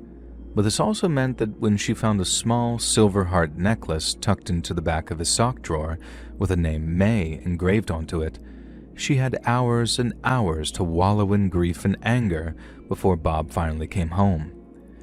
Carol was convinced her husband was having an affair. It had been months since he touched her. He was heading out at odd times to do things he didn't want to talk about, and even worse, he'd been forgetting to pick up her crocheting supplies from the Mount Ida General Store. And so when he staggered through the door sometime around 10, stinking of whiskey and cigarettes, Carol McCormick demanded to know who in the hell this May lady was. Her husband, unprepared for such an ambush, couldn't provide an answer to her question, and while Carol rather correctly interpreted this as a sign of Bob's guilt, he wasn't guilty of that which she accused him of. And when everything went down, when Carol suddenly realized who May was and who the necklace really belonged to, she ran screaming from the house and out into the night. Carol had remembered hearing something about how, while all of Emily Brandy's torn clothes were found around her body, one thing was missing from the scene: a necklace, given to Emily by her sister, but one that had originally been a gift to her. And the name of Emily's older sister was Mabel Juliet Bandy, more commonly referred to as May. Carol knew most of that. Everyone knew everyone in Montgomery County back then. She just couldn't bring herself to entertain the possibility till she saw that look in her husband's eyes. But Bob didn't just let her go that night. Oh no, he couldn't. He couldn't have his good lady wife going around telling tales and ruining his good reputation over what he considered to be a drunken mistake. And so he followed her outside into the night and tried bashing her head in with a shovel. Carol's screams were the only thing that saved her life. That and the shotgun one of their neighbors held when he came out to see what in the hell was going on out there. He told Bob if he so much as moved, he'd blow his goddamn head off. And then his wife came out to join him, and after gasping at the sight of her husband holding their beloved Bob at gunpoint, she grabbed the rope that he used to tie Bob up, and he was off in the direction of Mount Ida to grab the sheriff. Uncle Joe said Bob McCormick spent the night in the county jail and did so on 2 charges of attempted murder, among other things. The next morning, a still weak Emily was brought to his cell and asked if that was the man who attacked her. She didn't have to say yes, because when she erupted into screams and cries, stumbling into the arms of her father to cry and cry and cry, it was all the confirmation anyone needed. And then by pure happenstance, right around the time Emily Brandy was led away from the county jail, Deputy Adams walked back into town with that young man following close behind. Adams had told him not to be scared and that any sour reactions from the Mount Ida citizenry would be met with a brief but all-encompassing explanation. The man was no monster. He had an illness, he'd been neglected, and it was a time to start making things right for him. While Bob McCormick had to await the date of his trial in the county jail, The young man stayed with Deputy Adams, along with his wife and young son. He was taught to live like a person again, how to wash and dress himself, and how to eat at a table using knives and forks. It wasn't an overnight transformation. It took time, and as he learned to speak again, the young man took the name Joseph, another reason my great-uncle Joe remembered the tale so well. He took the name after Mrs. Adams' Bible study sessions helped him learn to read, and saying he was inspired to do so by Joseph's story. Joseph was a man betrayed by his family, one who was sold into slavery and became a prisoner in a foreign land. Joseph eventually forgave his family and reportedly told them, in Genesis 50:20, "As for you, you meant evil against me, but God meant it for good, to bring it about that many people should be kept alive as they are today." And by the time Bob McCormick was being sentenced to 50 years of hard labor, Deputy Adams was trying to find young Joseph a job. Given how skittish he was, as well as his lack of general education, Joseph was far too anxious and frightened for regular employment. But Deputy Adams didn't give up on him, and after hearing of a freak show that was attached to a traveling carnival, he paid the show a visit when it passed through Montgomery County. But rather than find a cruel and exploitative operation that took advantage of the so-called freaks in its employment, Deputy Adams found a sanctuary for such people. There was a bearded lady named Leela, a tiny little dwarf man who danced the Lindy Hop, and a fellow who called himself the Lizard Man, but who in reality just had some kind of skin condition. These people welcomed Joseph with open arms, telling him that he was finally in a place where folk understood and didn't judge. And then, since he was born and raised in Washita, a little town just down the road from Story, young Joseph's stage name had just about been decided for him. For backstage, he'd be Joseph, their compatriot and co-worker, but to the audience, he'd be the weird and wonderful Washita Wolfman, and they'd be charged money for the honor of seeing and talking to him. Word has it that Deputy Adams cried a few silent tears on the day that the carnival left town, not out of sadness, but because of the way Joseph had thanked him for saving his life. And then after that, the story of Emily Bandy, Deputy Adams, and the Washita Wolfman passed on into legend and became a tale passed down from one generation to another.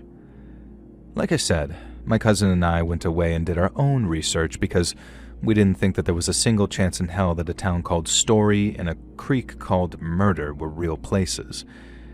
And like I may have also said, every single piece that Uncle Joe mentioned checked out.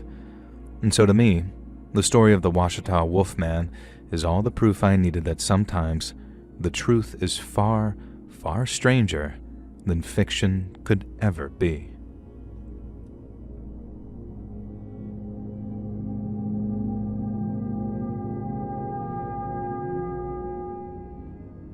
My name is Katerina. I recently became a subscriber of yours, and I think I have a story from my younger years that you might be interested in.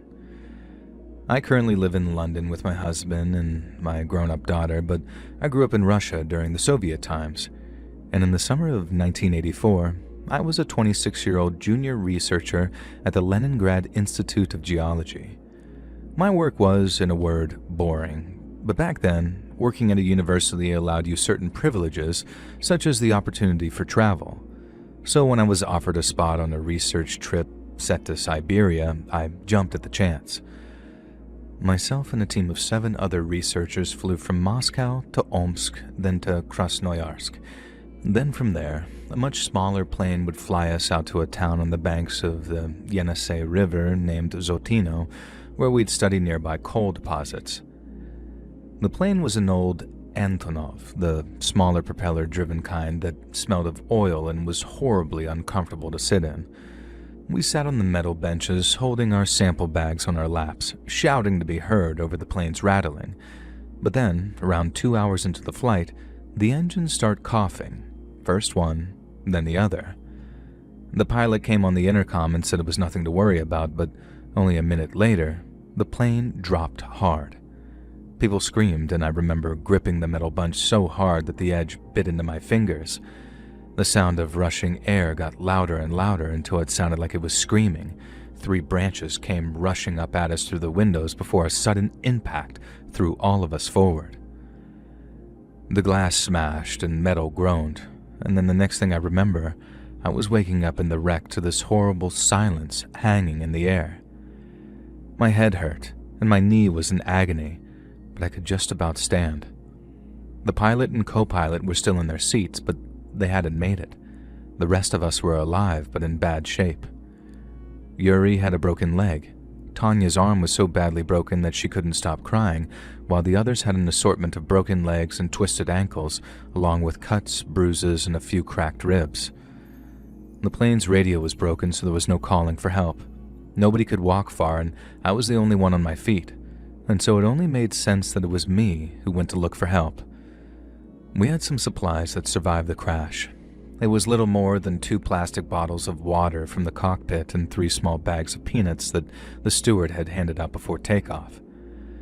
I knew I could make them all last quite a while, but we were in one of the largest uninterrupted forests in the world. It stretched in every direction, thick, dark, and endless, and we didn't have even the faintest of idea of where we were.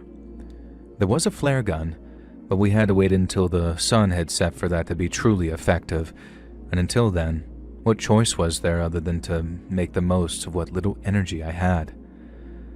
I stuffed the bottled water and peanuts into my coat pockets, listening as my injured comrades wished me luck, and then I started walking towards what I assumed was the east. The first day was the easiest. I followed what looked like a game trail, one that was infested with mosquitoes which bit at my face and neck. And by the evening time, my knee was throbbing, and I'd already drank more than half a bottle of water. I stopped where there was a shelter, ate a handful of peanuts, and then slept against a fallen log for a few hours until it got too cold to sleep. On the second day, the wolves found me.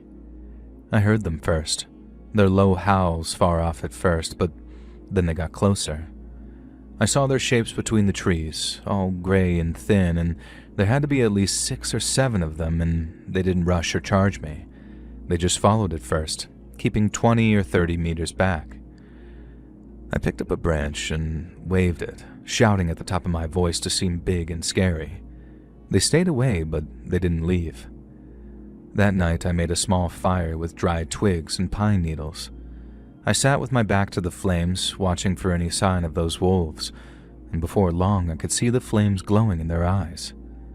I took a stick from the fire and waved it around while shouting in hopes that it'd scare them off. It didn't. They just kept watching and waiting. And by the third day, my water was almost gone and the peanuts were down to 1 bag. My lips were cracked from the dehydration, and every single step hurt like a fresh wound. The forest looked the same in every direction, nothing but tall pines and fallen logs covering as far as the eye could see.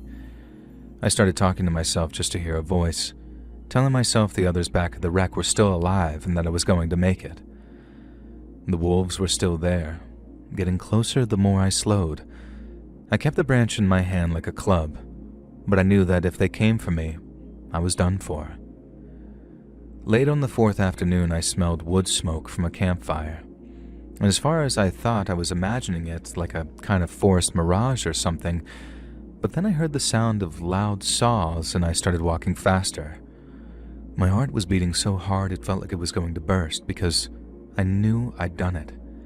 And then as the trees opened up a little, there it was, a small logging camp stretched out in front of me. There had to be 5 or 6 wooden huts, a big pile of cut logs, and a generator chugging away and belching out some black smoke.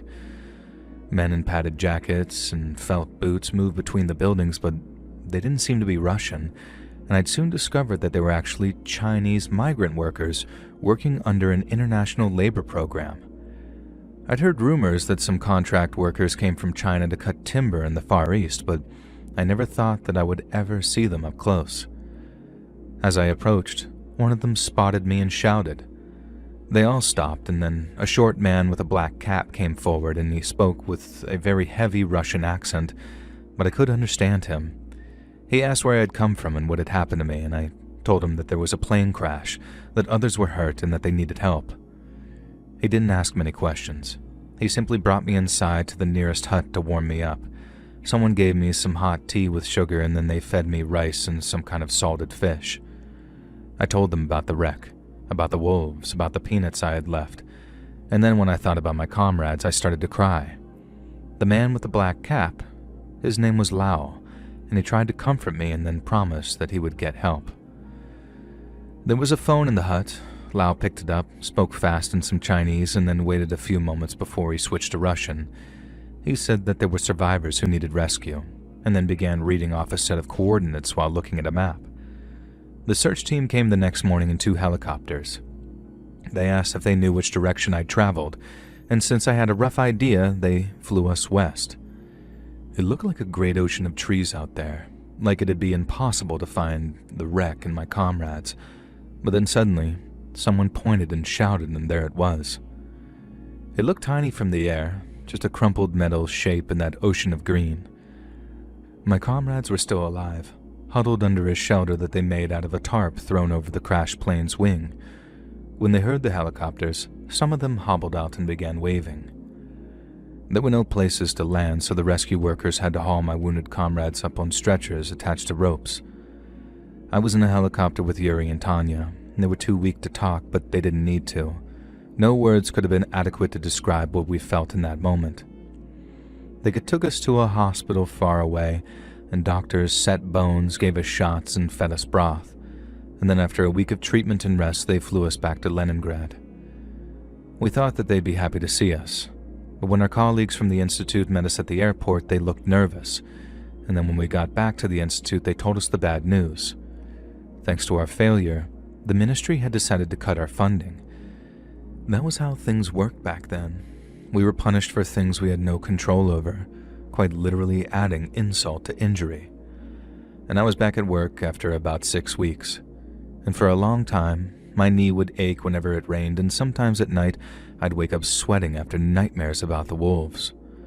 I still have one empty peanut bag in a drawer at home. It's faded and torn, but it serves as a reminder of what I've lived through and achieved. We survived not just because one person could walk, but because others were kind and because sometimes fate gives you a chance.